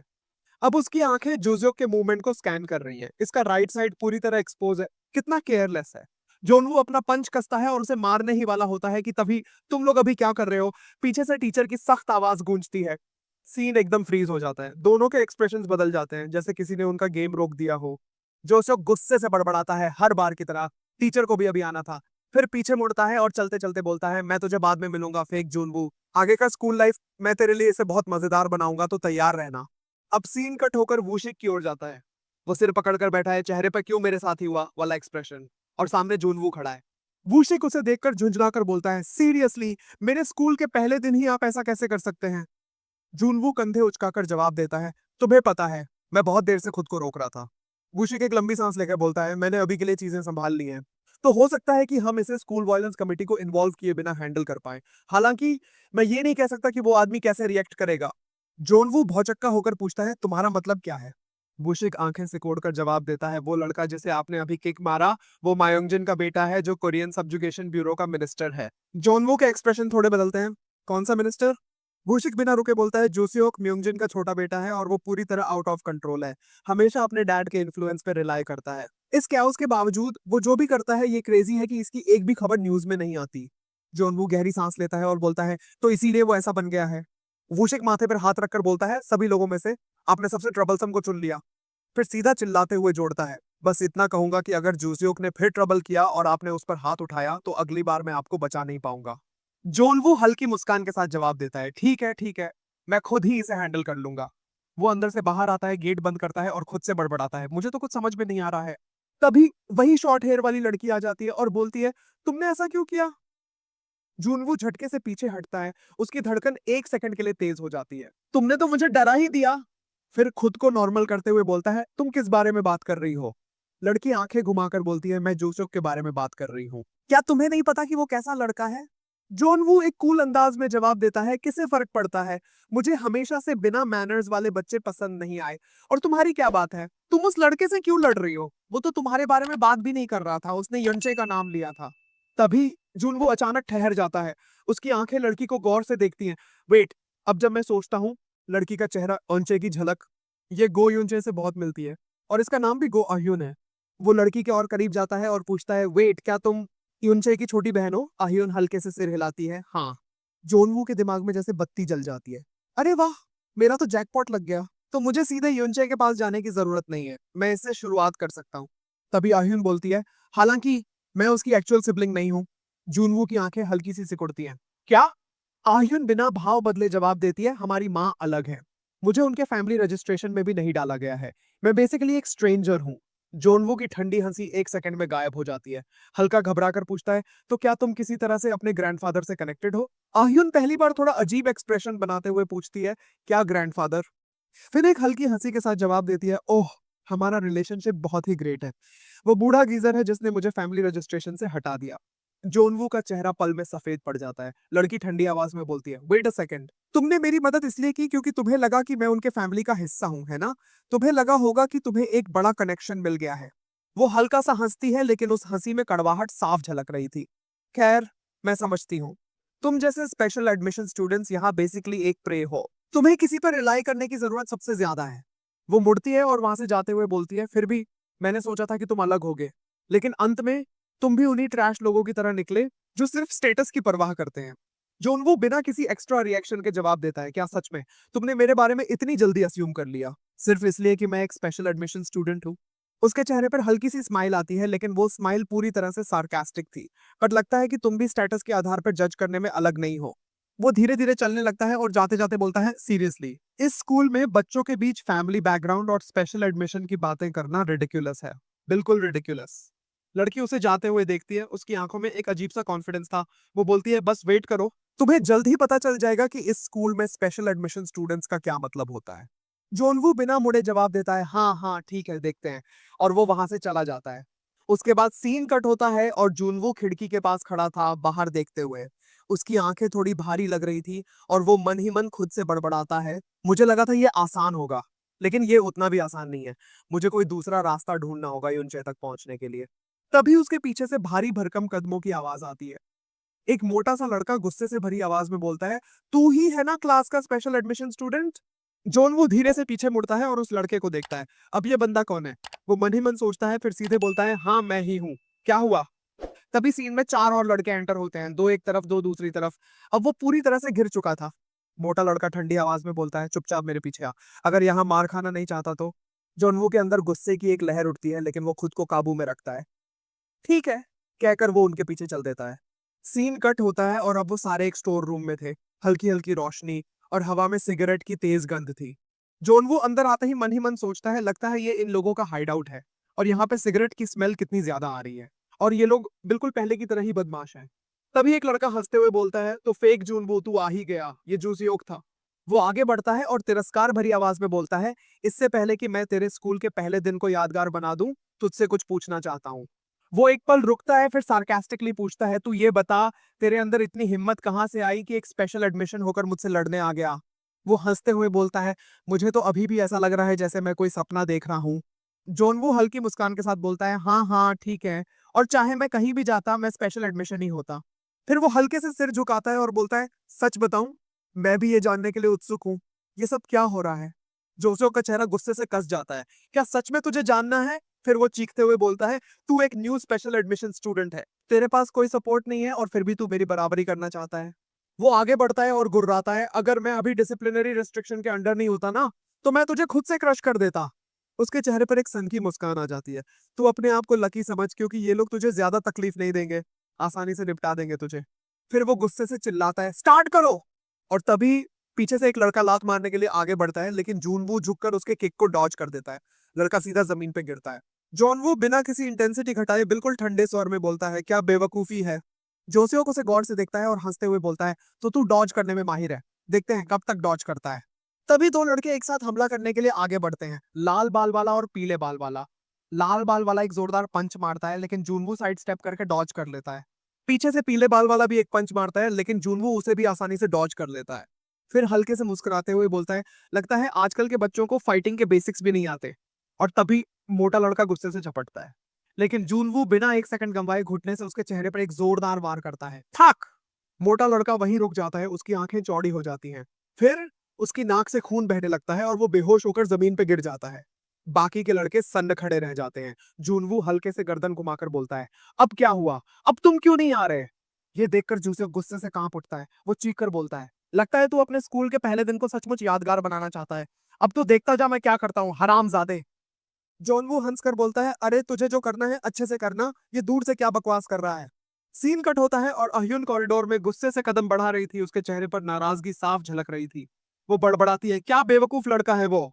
लेकिन उसके दिमाग में बार बार जूनवू की बातें गूंज रही थी। इस स्कूल में फैमिली बैकग्राउंड और स्पेशल एडमिशन की बातें करना कितना रिडिकुलस है। उसका चेहरा और ज्यादा कस जाता है। वो बिना कुछ जाने इस तरह से मुझसे कैसे बात कर सकता है। तभी अचानक उसके पास से एक लड़की घबराई हुई आवाज में चिल्लाती है, उस स्पेशल एडमिशन स्टूडेंट को जूसोक की गैंग उठाकर ले गई है। आह्युन ठिठक जाती है। वहां खड़े स्टूडेंट्स में हलचल मच जाती है। क्या तुम सच बोल रही हो? लगता है उसका स्कूल लाइफ खत्म होने वाला है, और इसका तो लाइफ कुछ ज्यादा ही जल्दी खत्म होने वाला है। एक लड़की थोड़ा डर कर बोलती है, तुमने इसकी खबर किसी टीचर को दी? दूसरी लड़की लगभग फुसफुसाते हुए जवाब देती है, क्या तुम पागल हो? क्या तुम चाहती हो कि तुम्हारा भी नाम इसमें आए? आह्युन उनकी बातें सुनकर बिना इमोशन के बोलती है, आखिरकार एक स्पेशल एडमिशन स्टूडेंट होकर इस तरह से एक्ट करोगे तो यही होगा। वो वहां से जाने लगती है, लेकिन तभी फिर से जूनवू की आवाज उसके दिमाग में गूंजती है, तुम भी तो दूसरों की तरह हो। तुम भी मुझे एक स्पेशल एडमिशन स्टूडेंट के रूप में जज कर रही हो। तुम भी बाकी लोगों की तरह ही हो। वो अचानक रुकती है। उसके चेहरे पर एक पल के लिए उलझन झलकती है। फिर अगले ही सेकंड उसकी आंखों में डिटर्मिनेशन आ जाती है। वो तेजी से भागने लगती है। सीन कट होता है और जूनवू को तीनों लड़के घेर कर खड़े हैं। जोसेफ गुस्से से चिल्लाता है, तुम सब क्या कर रहे हो? जल्दी करो और इस इडियट को खत्म कर दो। तीनों लड़के जूनवू की तरफ तेजी से बढ़ते हैं, लेकिन जूनवू बिना घबराए मन ही मन सोचता है, क्या बचकानी हरकत है ये अपने आप को महान समझने लगा है। वो धीरे धीरे अपनी आंखें ऊपर उठाता है और एक ठंडी आवाज में बोलता है, तुम्हारी फिजिकल एबिलिटी और मेंटल एबिलिटी दोनों एक छोटे बच्चे की तरह है। जोसेफ का चेहरा गुस्से से लाल हो जाता है। वो लगभग चीखते हुए बोलता है, तुम सब अपना स्किल यूज करो। तीनों लड़के ठिठक जाते हैं। क्या? अगर हम पकड़े गए तो हमें स्कूल से बाहर निकाल दिया जाएगा। जोसेफ गुर्राते हुए बोलता है, मैं इसका ध्यान रखूंगा कि हम पकड़े न जाएं, तुम बस यूज करो। तभी तीनों लड़के अपने हाथों को ऊपर उठाते हैं और ब्रेसलेट्स एक्टिवेट हो जाते हैं। जोनवो की आंखें हल्की सी सिकुड़ती हैं। ये तो वैसा ही ब्रेसलेट है जैसा युनचेन ने उस टाइम पहना था। लगता है आजकल वेपन कैरी करने की जगह इस ब्रेसलेट का यूज किया जाता है। तभी जोसेफ अचानक कूदकर सामने आता है और बाकी सबको धक्का देकर पीछे कर देता है। हट जाओ, तुम सब जाओ यहाँ से, अब मैं खुद इसको सबक सिखाऊंगा। वो सिस्टम एक्सेस करता है। तभी स्क्रीन पे एक सिस्टम पॉपअप आता है, subjugation support system of the association for dimensional management he has been granted. बाकी के लड़के हैरानी से देखते हैं।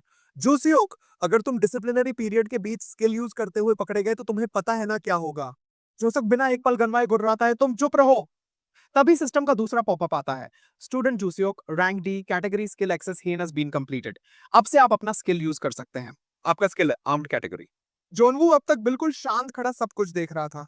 तभी जूसियोक अपना ब्लैक स्पीयर ट्रायस समन करता है। चारों तरफ गहरे काले एनर्जी की लहरें फैल जाती हैं। वो भयानक आवाज में हंसता है और बोलता है, अब मैं देखता हूं तुम कितनी देर तक बचते हो। मैं तुमसे यही पेशाब करवाऊंगा और उसे चटवाकर तुमसे माफी मंगवाऊंगा। जोनवू उसे एक पल घूरता है, फिर एक ठंडी हंसी हंसता है और बोलता है, अरे बच्चे, तुम्हें पता भी है इसे कैसे यूज करते हैं? जोसेओक एकदम भड़क जाता है, क्या क्या तुम मजाक कर रहे हो? क्या तुम्हें दिखाई नहीं देता? मैं इसको ऑलरेडी यूज कर रहा हूं। लेकिन जूनवू को कोई फर्क नहीं पड़ता। वो नीचे झुकता है और बगल में पड़ा एक झाड़ू उठा लेता है। जोसेओक के चेहरे पे कंफ्यूजन झलकती है। जोनवू झाड़ू को घुमाते हुए बोलता है, तुम्हें क्या लगता है कि बस एक वेपन समन कर लोगे तो तुम्हें स्किल मिल जाएगी उसकी? और गहरी आवाज में बोलता है, तुम्हें तो कुछ भी नहीं पता, और तुम अपने आप को इतना होशियार समझते हो।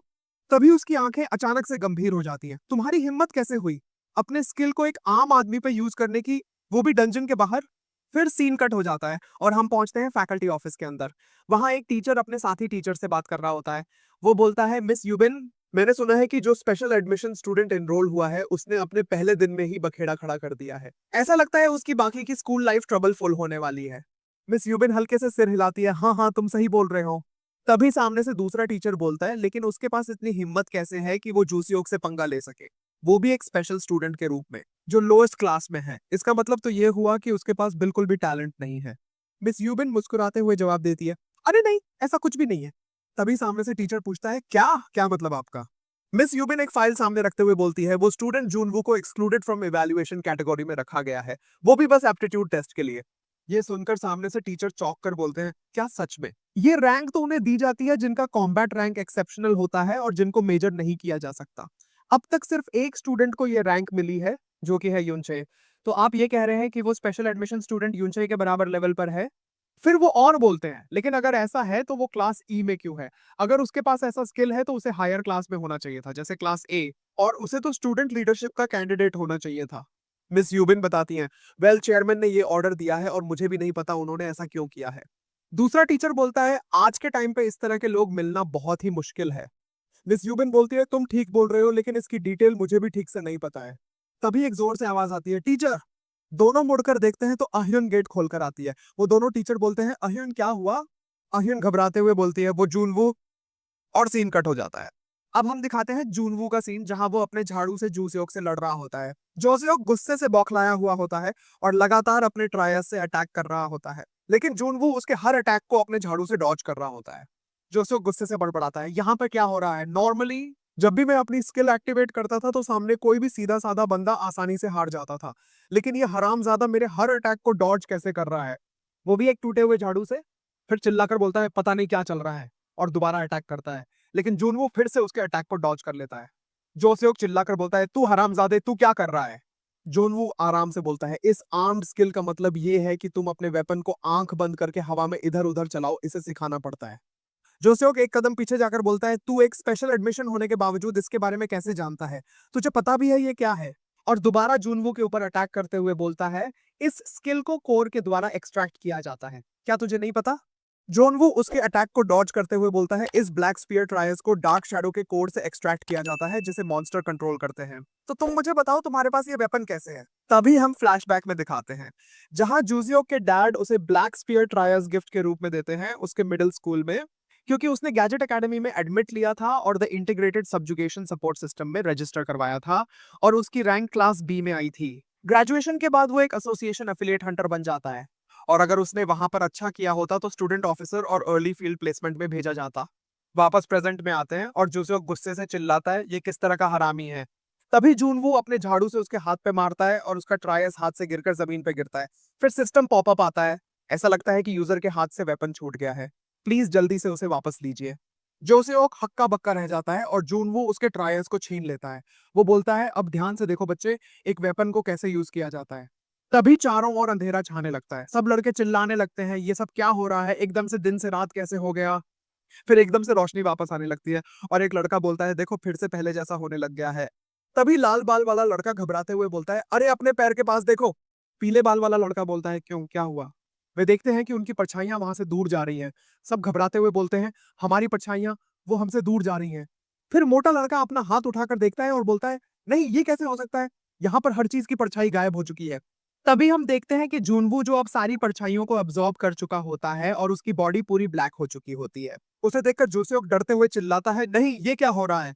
अब ये मत कहना कि ये मेरा वही ट्रायस है जिसे मैं यूज कर रहा था। क्या इसकी पावर इतनी ज्यादा है? ये कैसे हो सकता है? हम देखते हैं कि जूनवू पूरा का पूरा शैडो से लिपटा हुआ जूसियोक के सामने खड़ा है। जूसियोक का पूरा शरीर कांप रहा है, वो डर के मारे जोर जोर से चिल्ला रहा होता है, उसकी सांसें तेज हो जाती हैं, उसकी आंखें चौड़ी हो जाती हैं, और फिर वो डर के मारे अपनी पैंट गीली कर देता है। तभी जूनवू उस ट्रायस को सामने करता है, उसकी आंखों में गुस्से की आग है, उसकी बॉडी से निकलती डरावनी शैडो, और फिर वो सीधे अटैक कर देता है। जोसेओक की आंखें फटी की फटी रह जाती हैं, उसके पूरे शरीर में झटके से डर दौड़ जाता है। न, नहीं, वो पूरी तरह बौखला जाता है और जोर जोर से चिल्लाने लगता है, उसके नाक और आंखों से आंसू बहने लगते हैं। तभी सिस्टम पॉपअप आता है, 1 मिनट बीत चुका है, अब वेपन डिसआर्म किया जाएगा। वेपन को बलपूर्वक सीलिंग किया जा रहा है, और अगले ही पल जूनवो के हाथ से वो ट्रायस गायब हो जाता है। लेकिन तब तक जूसो के मुंह से झाग निकल चुका होता है, उसकी आंखें उलट जाती हैं और वो बेहोश होकर जमीन पर गिर जाता है। जोनवू बिना किसी एक्स्ट्रा रिएक्शन के उसे एक ठोकर मारता है और बोलता है, अरे बेवकूफ उठ जा, क्या कर रहा है। जो सेओक डरते हुए अपनी आंखें खोलता है। उसका पूरा शरीर हिल रहा था। वो हकलाते हुए चिल्लाता है, मुझे मत मारो, मुझे छोड़ दो। जोनवू उसकी तरफ देखता है और शांत आवाज में बोलता है, अरे मैंने अभी तक कुछ किया भी नहीं है, चुपचाप खड़ा हो जा। जोसेओ का गला सूख जाता है लेकिन वो धीरे धीरे खड़ा होता है। जोनवू उसकी आंखों में घूरते हुए बोलता है, अच्छा तो सुन, तूने अभी तक मुझे जवाब नहीं दिया। फिर वो एक कदम आगे बढ़ता है और अपनी आवाज ऊंची करता है, जल्दी से जवाब दे। तू स्किल और वेपन को डंजन के बाहर एक नॉर्मल पर्सन के सामने कैसे यूज कर सकता है? क्या तुझे पता है ना कि डंजन के बाहर स्किल यूज करना खतरनाक हो सकता है? जोसेओ का पूरा शरीर कांप रहा था। उसका गला सूख चुका था। वो डरी हुई आवाज में बोला, हाँ, हाँ, ये खतरनाक हो सकता है। जोनवू अब पूरी तरह उसके ऊपर हावी था। उसने एक कदम और आगे बढ़कर बोला, अगर तूने फिर से मेरे सामने स्किल यूज किया तो अगली बार तेरी टांगे तोड़ दूंगा। क्या समझ में आया तुझे? जोसेओक सिर हिलाते हुए जल्दी से बोला, हाँ हाँ, समझ गया। लेकिन तभी पीछे खड़े सारे लड़के धीरे धीरे वहां से खिसकने लगते हैं। जोनवू उनकी हरकतें देख लेता है। उसकी आंखें हल्की सी सिकुड़ती हैं और वो बोलता है, तुम सब कहाँ जा रहे हो, रुक जाओ। और फिर वो सीधा उस मोटे लड़के के सामने जाकर खड़ा हो जाता है। चल अब मुझे हिट कर।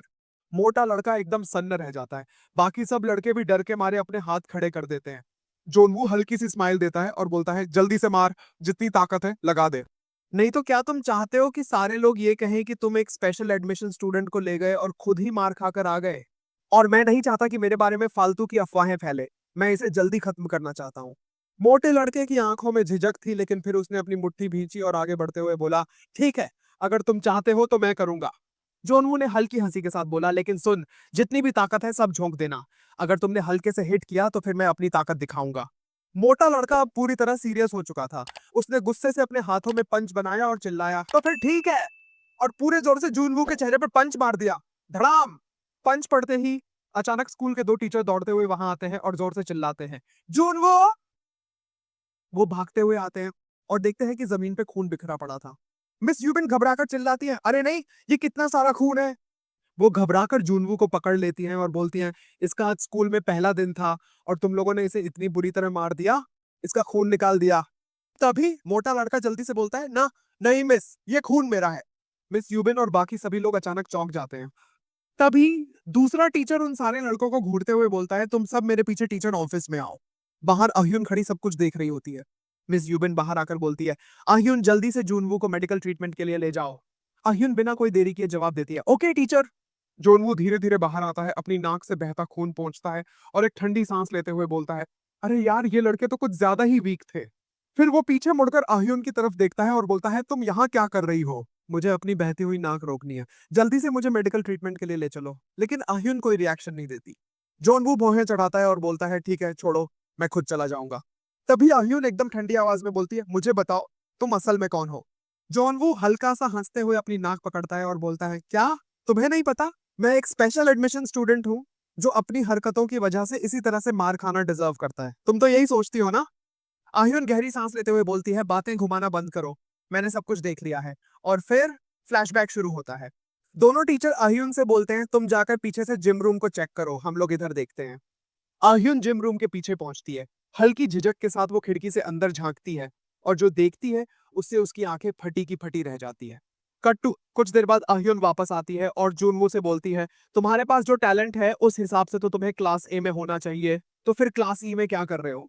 जोनवू हल्की उदासीनता के साथ जवाब देता है, मैं क्लास ई में रहूं या क्लास ए में, इससे तुम्हें क्या फर्क पड़ता है? फिर एक ठंडी मुस्कान के साथ जोड़ता है, मेरे यहाँ कुछ प्लान्स हैं, इसलिए मैंने अपनी प्रोफाइल को लो रखा है। जब मेरा काम हो जाएगा तो मैं यहाँ से चला जाऊंगा। फिर एक कदम आगे बढ़कर गंभीर नजरों से आह्युन की आंखों में देखते हुए बोलता है, तो जो भी देखा सब कुछ भूल जाओ और किसी से कुछ मत कहना। आह्युन की आंखें थोड़ी बुझती हैं। वो हल्के से सिर झुकाकर बोलती है, तुम सही कह रहे थे, मैं भी दूसरों जैसी ही थी। जोनवू बिना किसी इमोशन के बोलता है, अगर तुम्हें समझ में आ गया हो तो अब रोना बंद करो और मुझे मेडिकल ट्रीटमेंट के लिए ले चलो। आह्युन अपनी ही धुन में बोलती जाती है, मैंने उस वक्त तुम्हें स्पेशल एडमिशन स्टूडेंट होने की वजह से जज कर लिया था और दूसरों की तरह तुम्हें नीचा समझने लगी थी। जोनवू नाक बंद करते हुए उसकी बातों को सुनता रहता है। तब अह्युन एक गहरी सांस लेकर फिर बोलती है, मैंने जो तुम्हारे साथ किया उसके लिए मैं माफी मांगना चाहती हूँ। क्या तुम मुझे माफ कर दोगे? जोनवू बोरियत भरे अंदाज में बोलता है, हाँ हाँ ठीक है, लेकिन क्या तुम मुझे जल्दी से मेडिकल ट्रीटमेंट के लिए ले जा सकती हो? लेकिन अह्युन फिर अपनी ही धुन में बोलने लगती है, प्लीज मेरी हेल्प करो, मुझे स्टूडेंट काउंसिल का मेंबर बनना है। जॉन वो ठहर कर एकदम कंफ्यूज होकर बोलता है, क्या इस टाइम पे ये क्या बकवास बातें कर रही है? आह्युन जल्दी से बोलती है, स्टूडेंट काउंसिल मेंबर बनने के लिए एक गारंटर की जरूरत होती है। अगर कोई मेरा गारंटर बन जाए तो मैं भी स्टूडेंट काउंसिल की कैंडिडेट बन सकती हूँ। जोनवू थोड़ा सोचते हुए पूछता है, तो तुम्हारा मतलब है कि जिनके पास कोई बैकग्राउंड गारंटर नहीं होता उनको बाकी के कैंडिडेट्स हरास करते हैं? आह्युन गहरी सांस लेते हुए बोलती है, हाँ तुम बिल्कुल सही बोल रहे हो। जब तक तुम्हारा फैमिली बैकग्राउंड जुसियोक जैसा पावरफुल ना हो, और मेरा कोई फैमिली बैकग्राउंड नहीं है इसलिए कोई मेरा गारंटर नहीं बनना चाहता, तो क्या तुम मेरे गारंटर। वो अपनी बात पूरी भी नहीं कर पाती कि जूनवू हाथ उठाकर बीच में ही रोक देता है। रुको रुको, मेरे पास पहले ही बहुत सारे काम है, मुझे इन सब चीजों के लिए टाइम नहीं है। और वो जाने लगता है। आह्युन झट से बोलती है, मैं तुमसे ये फ्री में करने के लिए नहीं कह रही हूँ। अगर तुम्हें किसी चीज में हेल्प चाहिए तो मैं कर सकती हूँ। जोनवू गहरी सांस लेते हुए बोलता है, बस बहुत हुआ। मुझे कुछ ऐसा नहीं चाहिए जो तुम दे सकती हो। क्या तुम अभी मुझे नर्स ऑफिस में ले जा सकती हो? आह्युन फिर जिद पकड़ लेती है, तुम स्कूल में नए हो तो मैं तुम्हें बाकी चीजों को समझने में हेल्प कर सकती हूँ। जोनवू तुरंत जवाब देता है, मुझे उसकी जरूरत नहीं है। आह्युन उम्मीद से पूछती है, तो फिर क्या तुम्हें पैसे चाहिए? जोनवू उसे कड़ी नजर से देखता है और बोलता है, तुम्हें लगता है मैं बच्चों की पॉकेट मनी लूंगा? आह्युन थोड़ी और कंफ्यूज होकर बोलती है, तो फिर क्या चाहिए? फिर एक हल्की मुस्कान के साथ जोड़ती है, मैं तुम्हें यूनचे से इंट्रोड्यूस करवा सकती हूँ। क्या? जूनवू एकदम चौंक जाता है। वो तेजी से अह्युन के पास जाता है और बोलता है, क्या सच में? क्या तुम मुझे यूनचे से इंट्रोड्यूस करवाने वाली हो? फिर थोड़ा शकी अंदाज में बोलता है, लेकिन कैसे? तुमने तो बोला था कि तुम्हें फैमिली से बाहर निकाल दिया गया था। क्या तुम अभी भी यूनचे के टच में हो? अह्युन थोड़ा घबराते हुए जल्दी से बोलती है, नहीं नहीं ऐसा कुछ नहीं। फिर थोड़ा लड़खड़ाती आवाज में जोड़ती है, वो एक स्टूडेंट काउंसिल मेंबर है, और अगर मैं भी स्टूडेंट काउंसिल बन जाऊं तो मैं उनसे नेचुरली मिल सकती हूँ। बस जूनवू के नाक से खून की धार निकलने लगती है। वो फेस पाम करता है, फिर धीरे से बड़बड़ाता है, खैर छोड़ो इस बात को। मैं स्टूपिड हूँ जो इतनी चीजें एक्सपेक्ट कर रहा था। थोड़ी देर रुककर थक हार कर बोलता है, और अब क्या तुम मुझे मेडिकल ट्रीटमेंट के लिए ले जा। इतना बोलता ही है कि उसकी बॉडी काम करना बंद कर देती है, और वो सीधे जमीन पे गिर जाता है। हे जूनवू क्या हुआ? अह्युन चिल्लाते हुए भागती है। लेकिन जोनवू बेहोश होते हुए भी बड़बड़ाता है, मैं तुमसे कब से कह रहा हूँ कि मुझे मेडिकल ट्रीटमेंट के लिए ले चलो, लेकिन तुम सुन ही नहीं रही थी। भाई बड़ी पागल लड़की है। बंदे के नाक से खून निकल रहा है इतनी देर से, और वो बोल रहा है कि मुझे मेडिकल ट्रीटमेंट के लिए ले चलो, लेकिन नहीं, इसको तो अपनी बातें मनवानी है। और जब बंदा बेहोश हो गया तो चिल्ला रही है कि क्या हुआ। सीन चेंज होता है। हमें इमरजेंसी टीचर मीटिंग रूम दिखाया जाता है। माहौल पूरी तरह से भारी, हर चेहरा गंभीर, और हर नजर एक ही चीज पर टिकी हुई, क्लास 1E का मामला। क्लास 1D की टीचर गुस्से से बोलती हैं, ये पहले ही दूसरी बार हो चुका है, और डिसिप्लिनरी एक्शन के दौरान उन्होंने फिर से एक स्किल का यूज किया। क्लास 1C के टीचर भी सिर हिलाते हुए बोलते हैं, पिछली बार ये सिर्फ हल्की सजा के साथ खत्म हो गया था, लेकिन सच कहूं तो इसे अभी भी समझ में नहीं आया है। सभी जानते हैं कि कैंपस में स्किल का यूज करना कितना डेंजरस है ना? बायोलॉजी टीचर भी सहमति में सिर हिलाते हैं, हाँ मैं भी इससे सहमत हूँ। इस बार हम अपनी आंखें बंद करके नहीं रख सकते। कॉम्बैट टीचर थोड़ा आगे झुककर बोलते हैं, इन सब के साथ साथ मैंने और मिस यूबिन ने इसे अपनी आंखों के सामने होते हुए देखा है। इस बार हम इसे इतनी आसानी से नहीं छोड़ सकते। अब सबकी नजरें प्रिंसिपल की तरफ जाती हैं, और वो बोलते हैं, चेयरमैन इसके बारे में आपका क्या ओपिनियन है? चेयरमैन की आंखें उठती हैं। माहौल में एक अजीब सी चुप्पी छा जाती है। वो मिस यूबिन की तरफ देखते हैं और बोलते हैं, मिस यूबिन, तो क्या ये सच है कि जूसियोक और उसके दोस्तों ने जूनवू को असॉल्ट किया है? मिस यूबिन गहरी सांस लेकर बोलती है, हाँ ये बिल्कुल सच है, और मैंने अपनी आंखों से ये सब होते हुए देखा है। चेयरमैन का चेहरा गंभीर रहता है, और वो अगला सवाल पूछते हैं, तो आप ये कह रही है कि जूनवू को सचमुच मारा गया है? मिस यूबिन का जवाब आता है, हाँ ये सच है। फिर अचानक चेयरमैन के चेहरे पर हल्की सी स्माइल आती है, और वो बोलते हैं, oh thank you so much ये बताने के लिए। मिस यूबिन के चेहरे पर हल्की सी शिकन आ जाती है। उनके दिमाग में एक ही सवाल घूमने लगता है, ये क्या हो रहा है? पर चेयरमैन का अगला वाक्य पूरी स्थिति साफ कर देता है। वो गंभीर लहजे में बोलते हैं, तो जैसा कि सबने बताया, स्कूल के अंदर स्किल का यूज करना कितना खतरनाक हो सकता है, और इसके लिए एक स्ट्रिक्ट डिसिप्लिन भी है। और इस तरह की हरकत पहले भी हो चुकी है। इस बार हम इसे अनदेखा नहीं कर सकते। इसके हिसाब से हमें जोशियों की पनिशमेंट को बढ़ा देना चाहिए। लेकिन तभी एक टीचर हाथ उठाते हैं और बोलते हैं, एक मिनट रुकिए चेयरमैन। चेयरमैन हल्के से भौहें चढ़ाते हैं, क्या हुआ? अब स्क्रीन पे दिखता है क्लास 1B के टीचर। वो शांत लेकिन दृढ़ आवाज में बोलते हैं, जूसियों की पनिशमेंट को बढ़ा देना कुछ ज्यादा नहीं हो जाएगा बच्चों के लिए? चेयरमैन अब थोड़ा सख्त लहजे में बोलते हैं, क्या ये तुम क्या कह रहे हो? क्लास 1B के टीचर अब थोड़ा झुककर बोलते हैं, चेयरमैन जूसियो का भी बच्चा है, वो नासमझ है अभी, तो वो ऐसी छोटी मोटी गलती कर सकता है। और जब हम स्टूडेंट थे तब हम भी तो ऐसी हरकतें किया करते थे। मिस यूबिन अचानक चिल्लाकर बोलती है, लेकिन ये कोई छोटी मोटी गलती नहीं है, ये एक सीरियस इंसिडेंट है। अब क्लास 1B के टीचर थोड़ा गुस्से में आकर बोलते हैं, मिस यूबिन जूसियोक एक टैलेंटेड स्टूडेंट है, और वो डेफिनेटली फ्यूचर में एकेडमी का प्राइड बनेगा। तो एक टीचर होने के नाते क्या उसकी पोटेंशियल को एक छोटी गलती के लिए खत्म कर देना ठीक रहेगा? और मैं ये नहीं कह रहा कि उसने कोई गलती नहीं की है। मुझे भी पता है कि स्किल का यूज करना स्कूल पॉलिसी के खिलाफ है। लेकिन मुझे लगता है कि उसे सिर्फ 1 हफ्ते के लिए सस्पेंड कर देना सही रहेगा। चेयरमैन एक पल सोचते हैं और फिर धीरे से सिर हिलाते हुए बोलते हैं, ठीक है, मैं समझ गया कि तुम क्या कह रहे हो। मैं इस बारे में सोचूंगा और जूजियोक की पनिशमेंट के बारे में आप सबको इन्फॉर्म कर दूंगा। फिलहाल के लिए इस मीटिंग को खत्म करते हैं। और चेयरमैन उठकर वहां से चले जाते हैं। बाकी के टीचर भी धीरे धीरे कमरे से बाहर निकलने लगते हैं। लेकिन क्लास 1B के टीचर अभी भी अपनी जगह बैठे रहते हैं। वो धीरे से अपना फोन निकालते हैं, किसी का नंबर डायल करते हैं और कॉल लगते ही बोलते हैं, हेलो, हाँ सर, ये मैं हूँ, जॉन मिन। मीटिंग खत्म हो चुकी है और मैंने बस 1 हफ्ते की सस्पेंशन करवाई है जूसियोक के लिए। मुझे पता है कि जूसियोक बहुत ही टैलेंटेड है और हाँ, मैं उस स्पेशल एडमिशन स्टूडेंट का भी ध्यान रखूंगा, आप फिक्र मत करिए। और वैसे भी एंड ऑफ मंथ इवैल्यूएशन आने ही वाला है, तो मैं खुद से इसकी देखरेख करूंगा। उस स्पेशल स्टूडेंट को सबक सिखाऊंगा, आप फिक्र मत करिए। 3 दिन बाद जोनवू अपनी क्लास में बैठा सोच रहा होता है, स्कूल आए मुझे 3 दिन हो चुके हैं, लेकिन अब तक युनचे के बारे में कोई भी लीड नहीं मिली।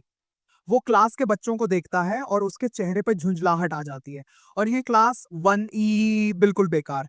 इन सारे स्टूडेंट्स में कोई भी टैलेंट नहीं है, बस निकम्मे हैं। इनको हंटिंग के बारे में कुछ भी नहीं सिखाया जाता, बस रेगुलर सब्जेक्ट्स पढ़ाए जाते हैं। ये कौन सी हंटर एकेडमी है जहां क्लास 1E के बच्चों को कोई भी स्किल नहीं दी जाती? फिर वो एक गहरी सांस लेता है, खैर, इससे बेहतर मैं कर भी तो नहीं सकता। और तभी एक जोरदार झापड़ उसके सिर के पीछे पड़ता है और सीन वापस उसी लूप में चला जाता है जो पहले भी हो चुका था। अरे फेक जुनवू!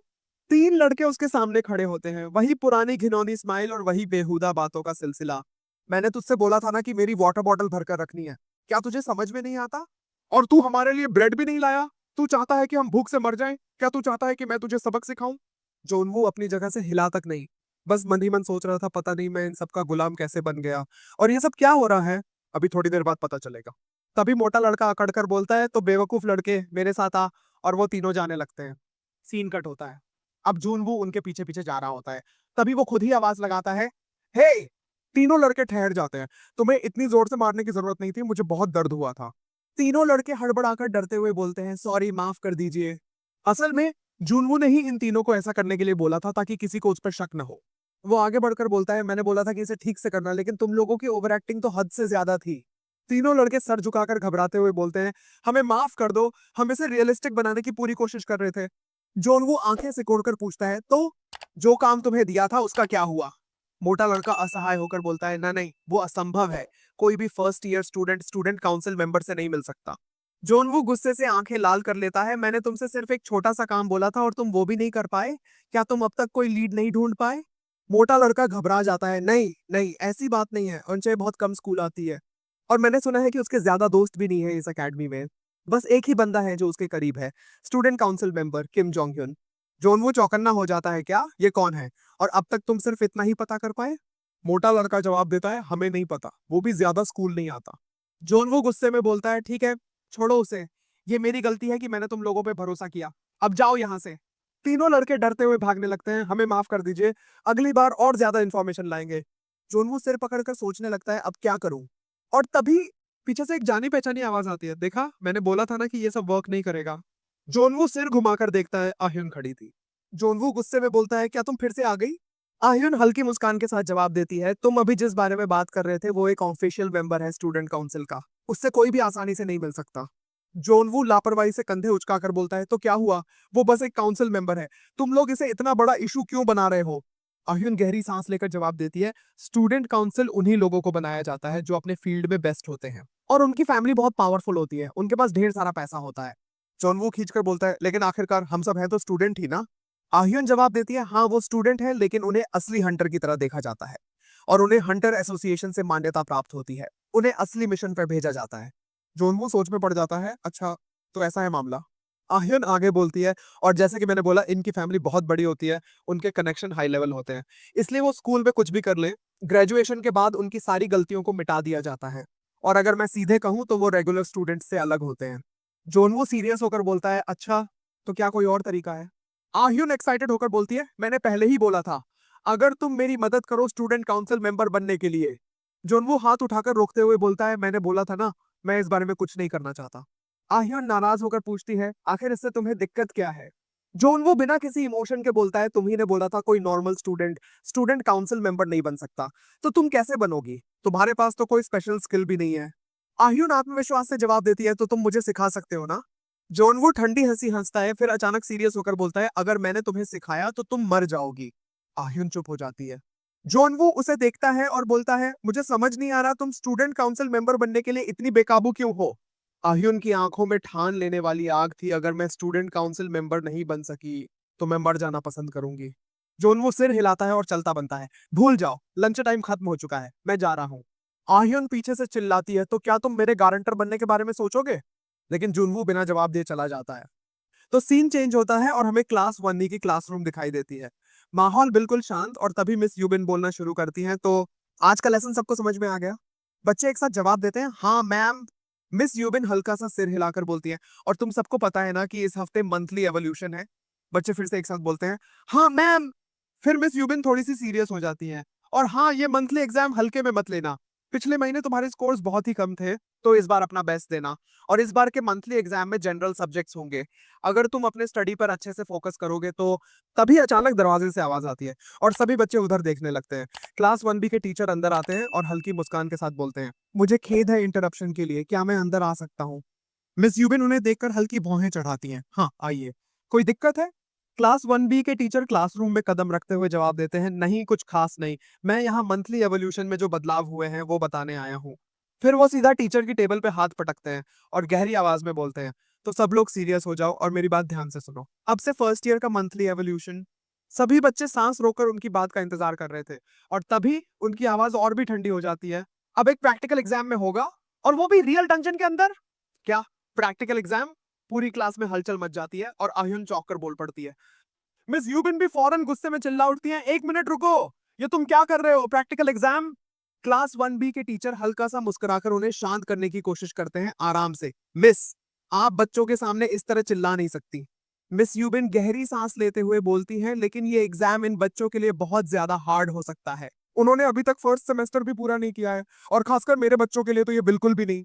क्लास 1 के टीचर अब हल्के से आंखें सिकोड़कर बोलते हैं, तो क्या आप ये कहना चाहती हैं कि आपकी क्लास के बच्चे प्रैक्टिकल एग्जाम को हैंडल नहीं कर सकते। क्लास में एक ठहराव सा आ जाता है। मिस यूबिन कुछ पल चुप रहती हैं, फिर हल्की आवाज में बोलती है, नहीं मेरा मतलब वो नहीं था। क्लास 1 के टीचर अब और भी बेरहम लहजे में बोलते हैं, लेकिन ये पहले ही डिसाइड हो चुका है, और इसका ऑर्डर ऊपर से आया है। वो बच्चों की तरफ देखते हैं जो अब घबराए हुए नजर आ रहे थे। फिर उनकी आवाज एकदम भारी हो जाती है, तुम लोग कब तक साइडलाइन बने रहोगे। अगर तुम हंटर एकेडमी में आए हो तो कम से कम तुम्हें बेसिक क्वालिफिकेशंस तो आनी चाहिए ना। वो जूनवो की तरफ घुरकर देखते हैं और हंसते हुए बोलते हैं, और कितना रिडिकुलस है कि क्लास ई ने अभी तक बेसिक नॉलेज भी नहीं सीखा है। मुझे तो लगता है कि तुम सब बस डिप्लोमा लेने के लिए हो, और कुछ भी नहीं। जोनवो बिना कोई रिएक्शन दिए बस उन्हें देखता रहता है, लेकिन मन ही मन सोचता है, तो क्या ये सच में इन बच्चों को रियल डंजन में डालने वाले हैं। इसके पीछे जरूर कोई और बात छिपी है। क्लास 1 के टीचर अब और भी दबाव बनाते हुए बोलते हैं, और तुम लोग फिक्र मत करो। अगर तुम्हारा एग्जाम अच्छा नहीं गया तो तुम्हें रिमीडियल क्लासेस मिल जाएंगी। इससे तुम्हारे एडवांसमेंट में कोई फर्क नहीं पड़ेगा। फिर उनकी आवाज एकदम ठंडी और शातिर हो जाती है, लेकिन एक स्पेशल एडमिशन स्टूडेंट के लिए इस एग्जाम को छोड़ना मतलब सीधे बाहर निकाल दिया जाना। बिल्कुल शांत क्लासरूम में उनकी आवाज गूंजती है। वो धीरे से घूमते हैं, क्लास के बच्चों पे एक आखिरी नजर डालते हैं, और जाते जाते बोलते हैं, तो ठीक है, सब लोग अपने दिमाग में अच्छे से बैठा लो कि ये एग्जाम लाइटली लेने का कोई सवाल ही नहीं है। और हाँ, दरवाजे से बाहर निकलते हुए वो हल्की हंसी के साथ बोलते हैं, इस इवैल्यूएशन का सुपरवाइजिंग मैं खुद कर रहा हूँ, तो अगर तुम्हारे पास कोई भी सवाल हो मुझसे मिल लेना। दरवाजा धीरे से बंद होता है, और क्लासरूम में सिर्फ सन्नाटा रह जाता है। जोनवू अपने मन में सोचता है, इसके पीछे जरूर कोई और बात है। ये टीचर अकेला तो ऐसा कुछ नहीं कर सकता। साफ लग रहा है कि इसके पीछे किसी बड़े आदमी का हाथ है, जो मुझे टारगेट कर रहा है। Scene change. अब हम चेयरमैन ऑफिस में पहुंचते हैं। वहां चेयरमैन वूशिक बात कर रहे होते हैं। चेयरमैन गहरी आवाज में बोलते हैं, हाँ ये सच है, उस minister of Korea education bureau ने ये सब करवाया है। और सीन जूम होता है उस आदमी पे, जो वहां सोफे पे लेटा हुआ है, जूनबू। वो एक लंबी सांस छोड़ते हुए बोलता है, तो जैसा कि मैंने सोचा था बिल्कुल वैसा ही निकला। हाँ, वो सब मिलकर मुझे टारगेट कर रहे हैं, क्योंकि मैंने जोसेok के साथ पंगा लिया है। वुशिक सर झुका लेता है, उसकी आवाज में झिझक साफ झलकती है, मुझे माफ कर दीजिए लीडर। मैंने अपनी पूरी कोशिश की, लेकिन मैं इसे रोक नहीं पाया। वो बहुत बड़ा आदमी है और स्कूल के साथ उसके बहुत अच्छे कनेक्शन भी हैं, इसलिए मैं कुछ नहीं कर पाया। जॉन वो हल्के से सिर झुकाता है, चेहरे पे कोई खास रिएक्शन नहीं। बस ठंडे लहजे में बोलता है, ठीक है, मैं समझ गया, ये तुम्हारे लिए मुश्किल होगा। वुशिक एक गहरी सांस लेकर बोलता है, अगर कोई और बात होती तो मैं समझ सकता था, लेकिन उन्होंने एजुकेशनल पर्पस के नाम पर ये सब किया है, तो मैं इसमें कुछ नहीं कर सकता। अब जूनवू धीरे से बैठता है और अपने हाथों को टेबल पे रखता है। उसकी आवाज में अब एक हल्की नरमी के बजाय बेरहमी झलकती है। ठीक है, मैं समझ गया, लेकिन मैं यहाँ तुम्हारे बहाने सुनने नहीं आया हूँ। वूशिक का चेहरा थोड़ा डर के साथ सख्त हो जाता है। फिर वो धीरे से बोलता है, तो लीडर, आप क्या करने वाले हैं? जोनवू के चेहरे पर हल्की स्माइल आ जाती है, लेकिन उसकी आंखें अब भी ठंडी और शार्प हैं। वो बोलता है, मैं क्या करने वाला हूँ? मैं एग्जाम दूंगा। वो एक सेकंड के लिए रुकता है और हल्की झुंझलाहट के साथ बोलता है, और अभी तक युनचे के बारे में कुछ भी पता नहीं कर पाया हूँ, और अभी मैं इस स्कूल से बाहर नहीं जा सकता। वो थोड़ा आगे झुकता है और सीधा सवाल दाग देता है, तो तुम्हारे पास कोई वेपन है? वुशिक की आंखें चौड़ी हो जाती हैं। क्या? जोनवू बिना किसी एक्सप्रेशन के फिर बोलता है, मैं ऐसे ही डंजन के अंदर खाली हाथ नहीं जा सकता ना, तो बताओ, तुम्हारे पास कोई वेपन है? वो हल्का रुकता है, फिर बोलता है, कोई भी चलेगा, और तुम तो जानते ही हो मैं कोई भी वेपन यूज कर सकता हूँ। वुशिक घबराते हुए तुरंत बोलता है, नहीं नहीं, मेरे पास कोई वेपन नहीं है, और हमारे टाइम के वेपन्स बहुत ज्यादा डेंजरस है, तो उनको आज के टाइम पे कोई भी यूज नहीं करता है। जोनवू चुपचाप उसे घूरता है, और फिर बिना कुछ कहे आगे बढ़कर वोशिक का हाथ पकड़ लेता है। हमारे सभी लोगों में से तुम ही हो जो मुझसे झूठ बोलने की हिम्मत कर सकता है। वोशिक की सांसें तेज हो जाती हैं, उसकी बॉडी हल्का कांपने लगती है। क्या? आप आप क्या कर रहे हैं? मैं सचमुच झूठ नहीं बोल रहा हूँ। जोनवू बिना किसी एक्स्ट्रा रिएक्शन के धीरे से उसकी उंगली पर पहनी हुई रिंग को देखता है, और फिर हल्की मुस्कान के साथ पूछता है, अच्छा, तो फिर ये क्या है? वोशिक की आंखों में डर की एक तेज लहर दौड़ जाती है, उसके चेहरे का रंग उड़ जाता है, क्योंकि वो कोई नॉर्मल रिंग नहीं थी, वो थी द रिंग ऑफ पटेलस। और उसके बाद वूशिक धीरे से अपनी रिंग निकालकर उसे गौर से देखने लगता है। उसकी आंखों में पुरानी यादों का एक हल्का सा अक्स झलकता है। तभी जूनवू की आवाज गूंजती है, लगभग 50 साल हो चुके हैं, लेकिन तुमने इसे अब तक संभाल कर रखा हुआ है? वूशिक एक हल्की मुस्कान के साथ बोलता है, जब आप मर गए थे तब से मैंने इसे बस एक आदत के तौर पर पहना हुआ था, इसका इस्तेमाल बिल्कुल भी नहीं किया। वो ठहरकर यादों में खो जाता है। वो छोटी बच्ची, वो आदमी, और कैसे उसके लीडर ने उसे सबक सिखाया था, वो सब कुछ उसकी आंखों के सामने फिर से जिंदा हो जाता है। तभी अचानक, तो अब तुम किस बारे में सोच रहे हो? जोन वो बिना किसी चेतावनी के झटके से उसके हाथ से रिंग छीन लेता है। क्या तुम्हें इसे मुझे दे देना चाहिए? नहीं। भूशिक का ध्यान टूटा, वो तुरंत जुनवू को रोकते हुए बोलता है, क्या आप सच में इसका इस्तेमाल करने वाले हैं? क्लास ए के बच्चे के लिए इस तरह का स्किल यूज करना ठीक रहेगा? जोनवू बिना झिझक जवाब देता है, हाँ, क्योंकि ये एक असली डंजन है और मुझे इसकी जरूरत कभी भी पड़ सकती है। वो इतना कहकर गेट खोलता है और बाहर निकलने लगता है। तभी लीडर वूशिक आवाज लगाता है। जुनवू हल्का सा ठिठक कर पीछे देखता है, अब क्या हुआ? वूशिक गंभीर होकर बोलता है, अब हम पे पहले से ज्यादा नजर रखी जा रही है, आप कम से कम चेयरमैन के ऑफिस में आइएगा। जोनवू हल्की सी मुस्कान के साथ जवाब देता है, तो तुम ऐसा कुछ होने ही मत दो जिससे मुझे तुम्हें यहाँ ढूंढने आना पड़े। वो गहरी ठंडक भरी चाल में वहां से चला जाता है। वूशिक पीछे खड़ा उसे जाते हुए देखता है और मन में सोचता है, लगता है अब मेरे लिए चेयरमैन के तौर पर सख्त होने का समय आ गया है। उसके बाद क्लास 1B के टीचर तेजी से कॉरिडोर से गुजरते हुए स्पेशल डिपार्टमेंट रूम का दरवाजा नॉक करते हैं। कम इन, अंदर से ठंडी आवाज आती है। जब वो अंदर जाते हैं तो देखते हैं कि यूनचे वहां बैठकर काम कर रही है। उसे देखकर टीचर थोड़ा चौंकते हैं और बोलते हैं, क्या ये यूनचे यहाँ क्या कर रही है? वो यूनचे की तरफ देखते हैं और सख्त लहजे में पूछते हैं, आखिर ऐसी कौन सी बात हो गई जिसकी वजह से तुम स्कूल में वापस आ गई हो? औंचे बिना पलक झपकाए जवाब देती है, मैं किस वजह से यहाँ आई हूँ, ये किस तरह का सवाल है? टीचर उसे घूर कर बोलते हैं, ये वो जगह नहीं है जहाँ दो टीचर्स इस तरह से बात करें, सिर्फ इसलिए कि तुम स्टूडेंट काउंसिल मेंबर हो। तुम्हें जरूरत से ज्यादा घमंडी बनने की कोई जरूरत नहीं है। औंचे कोई जवाब नहीं देती, वो बस अपना काम करती रहती है। टीचर गुस्से में बड़बड़ाते हैं। उन्होंने एक फाइल यूनचे के सामने टेबल पे फेंक दी। इस हफ्ते फर्स्ट ईयर मंथली इवैल्यूएशन है, और हमने फैसला किया है कि इस बार का फील्ड इवैल्यूएटर काउंसिल मेंबर में से कोई होगा। एओनचे बिना ऊपर देखे बस हल्की सी भौहें उठाती है, क्या एक फील्ड इवैल्यूएटर? टीचर गहरी सांस लेते हैं और आगे बोलते हैं, इस बार हम प्रैक्टिकल एग्जाम लेने वाले हैं। ओंजे अब चौंकती है, तो इस बार का फर्स्ट ईयर मंथली इवैल्यूएशन एक प्रैक्टिकल एग्जाम के रूप में होगा? टीचर ठंडे स्वर में जवाब देते हैं, हाँ, और तुम्हें बाकी चीजें जानने की कोई जरूरत नहीं है। तो तुमने क्या सोचा, क्या तुम इंटरेस्टेड हो? ओंचे बिना किसी हिचक के जवाब देती है, नहीं, क्योंकि मेरा सब्जुगेशन स्केड्यूल पूरे महीने के लिए फिक्स है, मेरे पास टाइम नहीं है। टीचर थोड़ा और गुस्से में आकर बोलते हैं, तो तुम किसी और मेंबर से पूछ सकती हो इसके बारे में। औंचे सीधे जवाब देती है, मुझे नहीं लगता कि बाकी के मेंबर्स भी अवेलेबल होंगे। टीचर उसे घूरते हुए बोलते हैं, तो क्या तुम चाहती हो कि मैं प्रैक्टिकल एग्जाम को रद्द कर दूं? औंचे अब सीधा उसकी आंखों में देखती है और बोलती है, कर दीजिए। प्रैक्टिकल एग्जाम बिना काउंसिल मेंबर के हो तो उसे रद्द कर देना ही अच्छा होगा, और वैसे भी हमें इससे कोई फायदा तो है नहीं। वो ठंडी आवाज में बोलती है, तुम हमें कुछ देने वाले नहीं हो ना, और मैं उतनी भी सस्ती नहीं हूँ, समझे? टीचर का चेहरा गुस्से से लाल पड़ जाता है। वो जोर से चिल्लाते हैं, तो क्या हुआ कि तुम एक काउंसिल मेंबर हो? क्या तुम किसी भी टीचर से इस तरह बात करोगी? और तुम्हें क्या लगता है, तुम अपने आप ही काउंसिल मेंबर बन गई? तुम्हें आइडिया भी है कि मैंने तुम्हें फर्स्ट ईयर में कितना सपोर्ट किया? ओंजे बिना किसी इमोशन के जवाब देती है, अपने गुस्से को कंट्रोल करिए। आपने मुझे सपोर्ट नहीं किया था। मेरे ग्रैंडफादर थे, जिनकी वजह से आपने मुझे सपोर्ट किया था।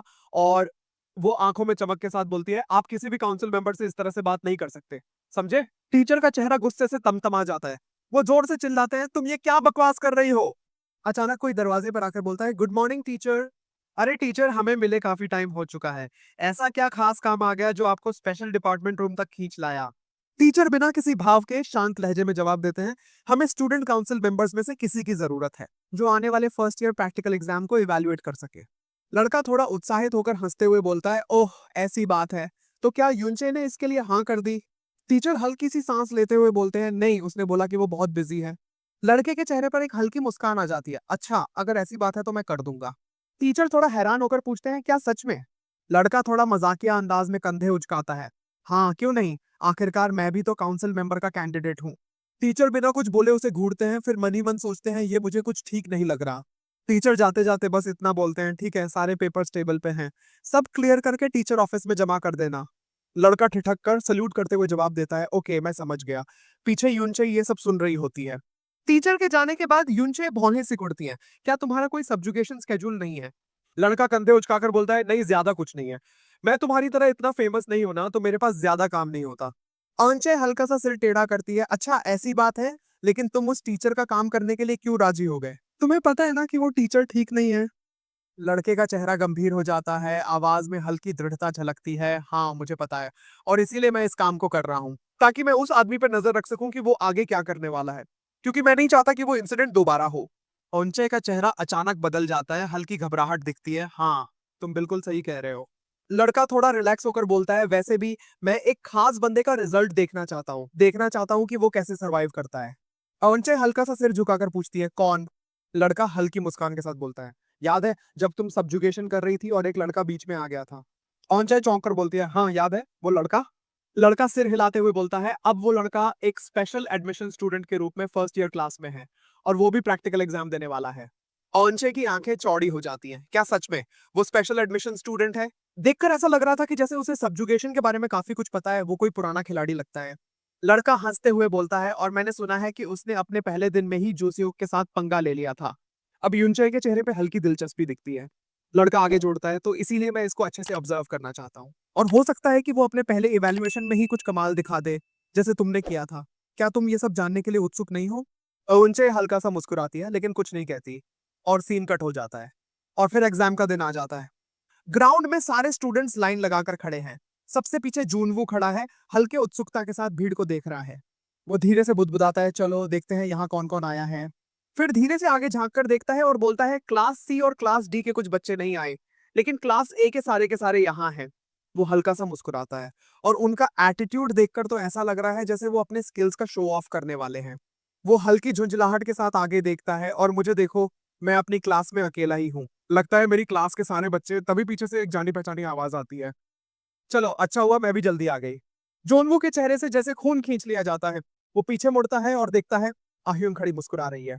जोनवू हक्का बक्का रह जाता है, तो तुम, क्या तुम भी यहाँ आई हो? आह्युन ठंडी आवाज में बोलती है, हाँ तो क्या मैं नहीं आ सकती? वो पूरे कॉन्फिडेंस से आगे बढ़ती है, मुझे तुम्हारी मदद नहीं चाहिए, और मैं तुम पर बोझ नहीं बनने वाली। और तुम ये मत सोचो कि तुम्हारे पास एक स्किल है तो ये टेस्ट तुम्हारे लिए आसान होगा।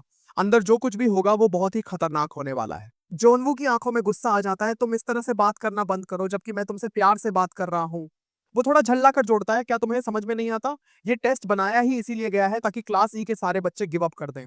आह्युन बिना हिले डुले उसकी आंखों में देखती है और जवाब देती है, हाँ मुझे पता है। वो थोड़ा मुस्कुराती है और फिर बोलती है, और क्या मैंने तुम्हें पहले नहीं बताया था कि मुझे स्टूडेंट काउंसिल मेंबर बनना है, इसलिए मैं यहाँ हूँ।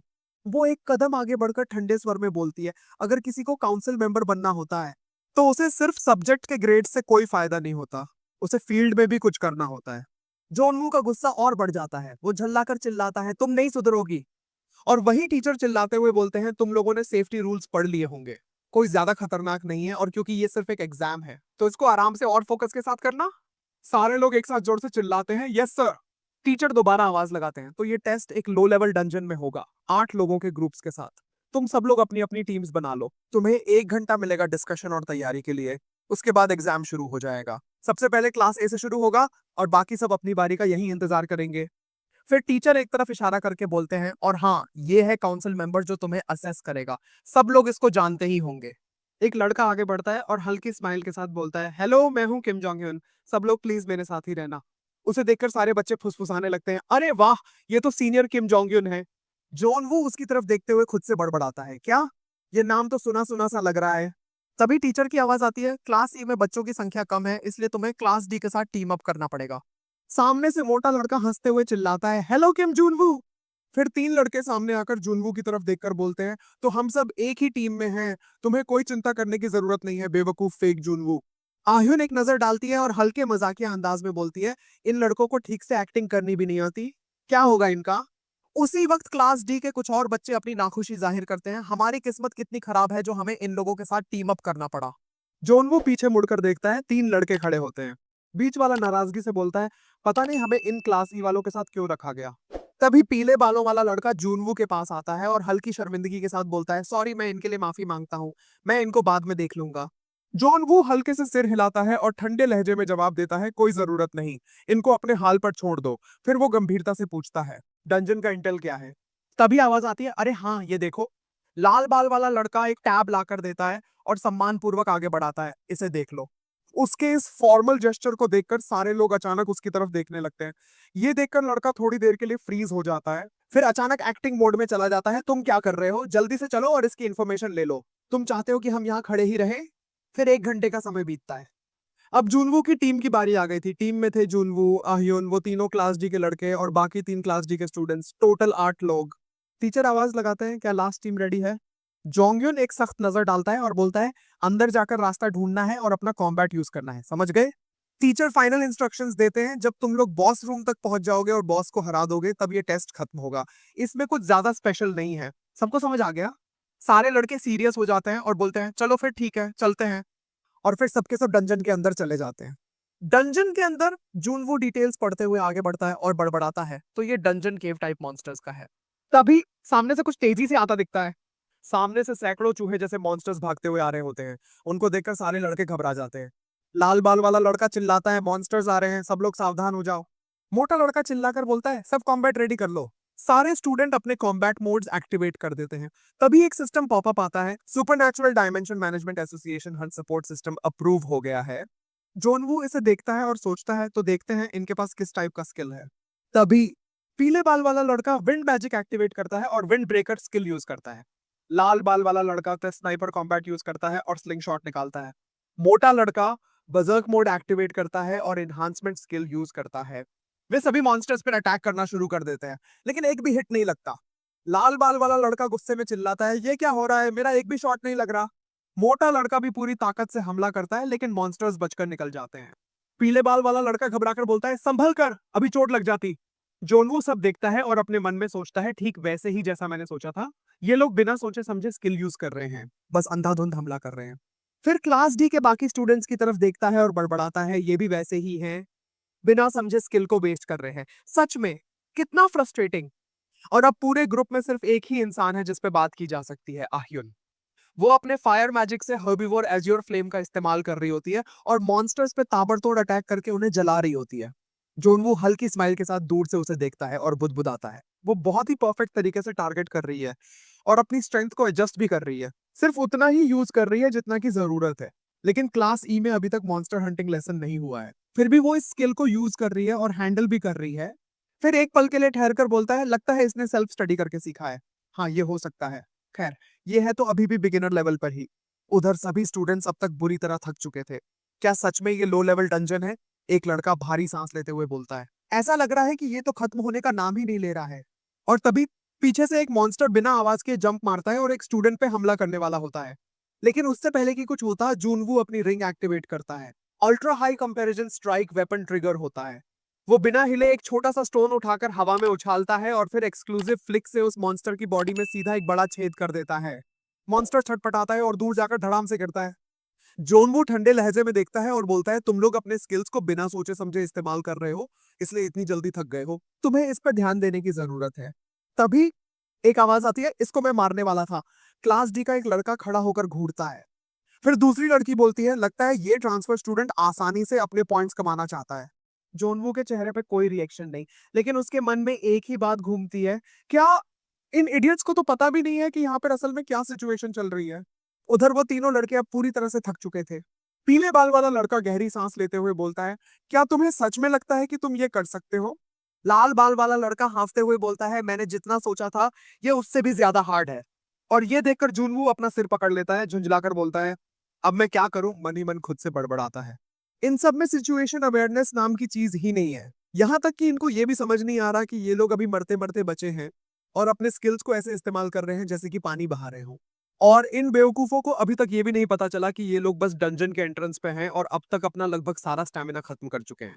इन लोगों के साथ हंट करना नामुमकिन लगता है। यहाँ पे सिर्फ एक ही यूजफुल इंसान है, आह्युन। लेकिन मैं एक अकेले इंसान के साथ कुछ भी चेंज नहीं कर सकता। मुझे तो यही लग रहा है कि मैं अकेले जाकर हंट करूं, लेकिन हम पे नजर रखी जा रही है और उससे भी ज्यादा कुछ तो है जो मुझे परेशान कर रहा है। तभी जूनवू अपना फैसला करता है। वो सीधे टीचर के पास जाता है और बिना वक्त गवाए बोलता है, टीचर क्या आपको डंजन के अंदर कुछ अजीब नहीं लग रहा? टीचर उसे घूरकर देखता है और बोलता है, क्या तुम ये क्या बोल रहे हो? जोनवू बिना रुके बोलता है, ये मॉन्स्टर्स लो लेवल के हैं लेकिन ये बहुत ही कम नजर आ रहे हैं और हम अभी तक सिर्फ डंजन के एंट्रेंस पे हैं और यहाँ के सारे स्टूडेंट्स थककर चूर हो चुके हैं। हम अब तक तो बॉस के पास भी नहीं पहुंचे हैं, लेकिन मुझे लग रहा है कि डंजन के अंदर कुछ अनयूजुअल हो रहा है, तो इस हंट को यहीं रोक दीजिए और इसकी जांच करिए। टीचर उसकी तरफ देखता है और बोलता है, तुम्हें पता भी है कि तुम क्या बोल रहे हो?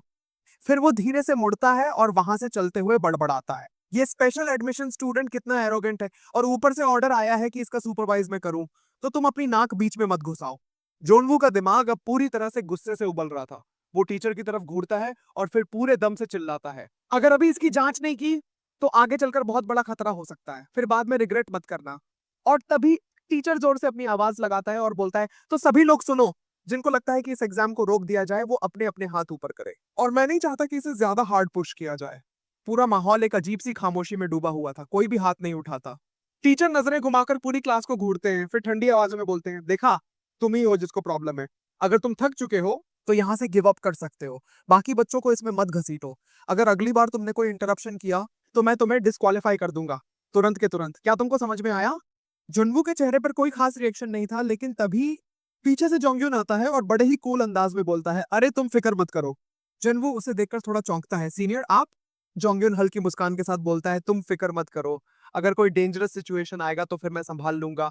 और हाँ, मैं दिखता हूँ उनके जैसा, लेकिन मैं एक स्टूडेंट काउंसिल मेंबर हूँ, तो मुझ पर भरोसा रखो, मैं उनके जैसा नहीं हूँ। इतना कहकर जोंग्युन आगे बढ़ जाता है और जुनवू उसे बस जाते हुए देखता रह जाता है। पूरी टीम धीरे धीरे आगे बढ़ रही थी और फिर वो लोग बॉस गेट के सामने पहुंच जाते हैं। जैसे ही गेट नजर आता है स्टूडेंट्स में हलचल मच जाती है। कुछ लोग एक्साइटेड तो कुछ के चेहरों पर साफ डर झलक रहा था। तो फाइनली हम लोग आ ही गए बॉस रूम के पास। सभी लड़के खुशी से चिल्लाते हैं, लेकिन जैसे ही उनकी नजर उस विशालकाय गेट पे पड़ती है, उनकी सारी खुशी उड़ जाती है। डर के मारे कुछ के पैरों तले जमीन खिसक जाती है, कोई पीछे हटने लगता है। जोनवू इस सबको गौर से देखता है और अपने मन में सोचता है, पता नहीं ये लोग इतना डर क्यों रहे हैं, अभी तक तो गेट खोला भी नहीं है और इन लोगों की तो हालत पहले ही खराब हो चुकी है। फिर वो आगे बढ़ता है और बोलता है, तो फिर ठीक है, अगर किसी को कोई दिक्कत नहीं है तो क्या मैं गेट खोल दूं? तभी अह्युन सामने आती है और तेजी से बोलती है, रुको, मैं भी आती हूँ। जूनवू हल्का सा भौहें चढ़ाता है, लेकिन मैं अकेला खोल सकता हूँ। अह्युन तुरंत पलटकर बोलती है, फिर भी हम इसे साथ में करेंगे।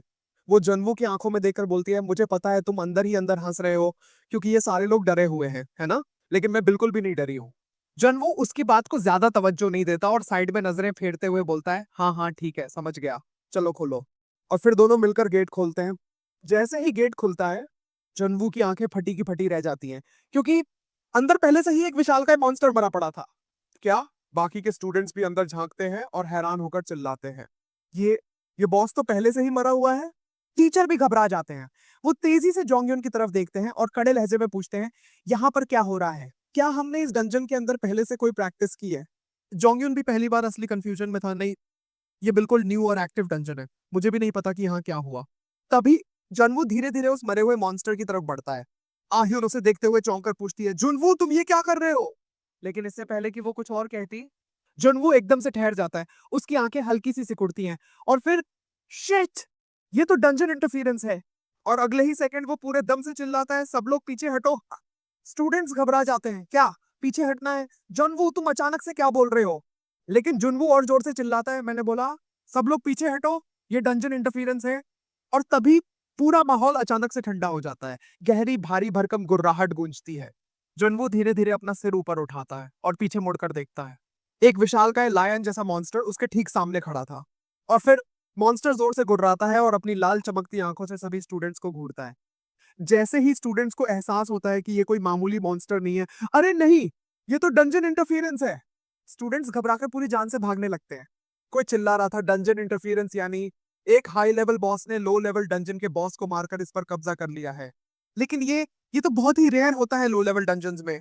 टीचर भी अपनी जगह पर जम चुके थे। आह्युन भी डर के मारे अपने मुंह पर हाथ रख लेती है और फिर जनवू गहरी सांस लेता है। वो मॉन्स्टर की तरफ देखता है और अपने मन में सोचता है मुझे नहीं लगता कि इससे बुरा कुछ और भी हो सकता है इस सिचुएशन में।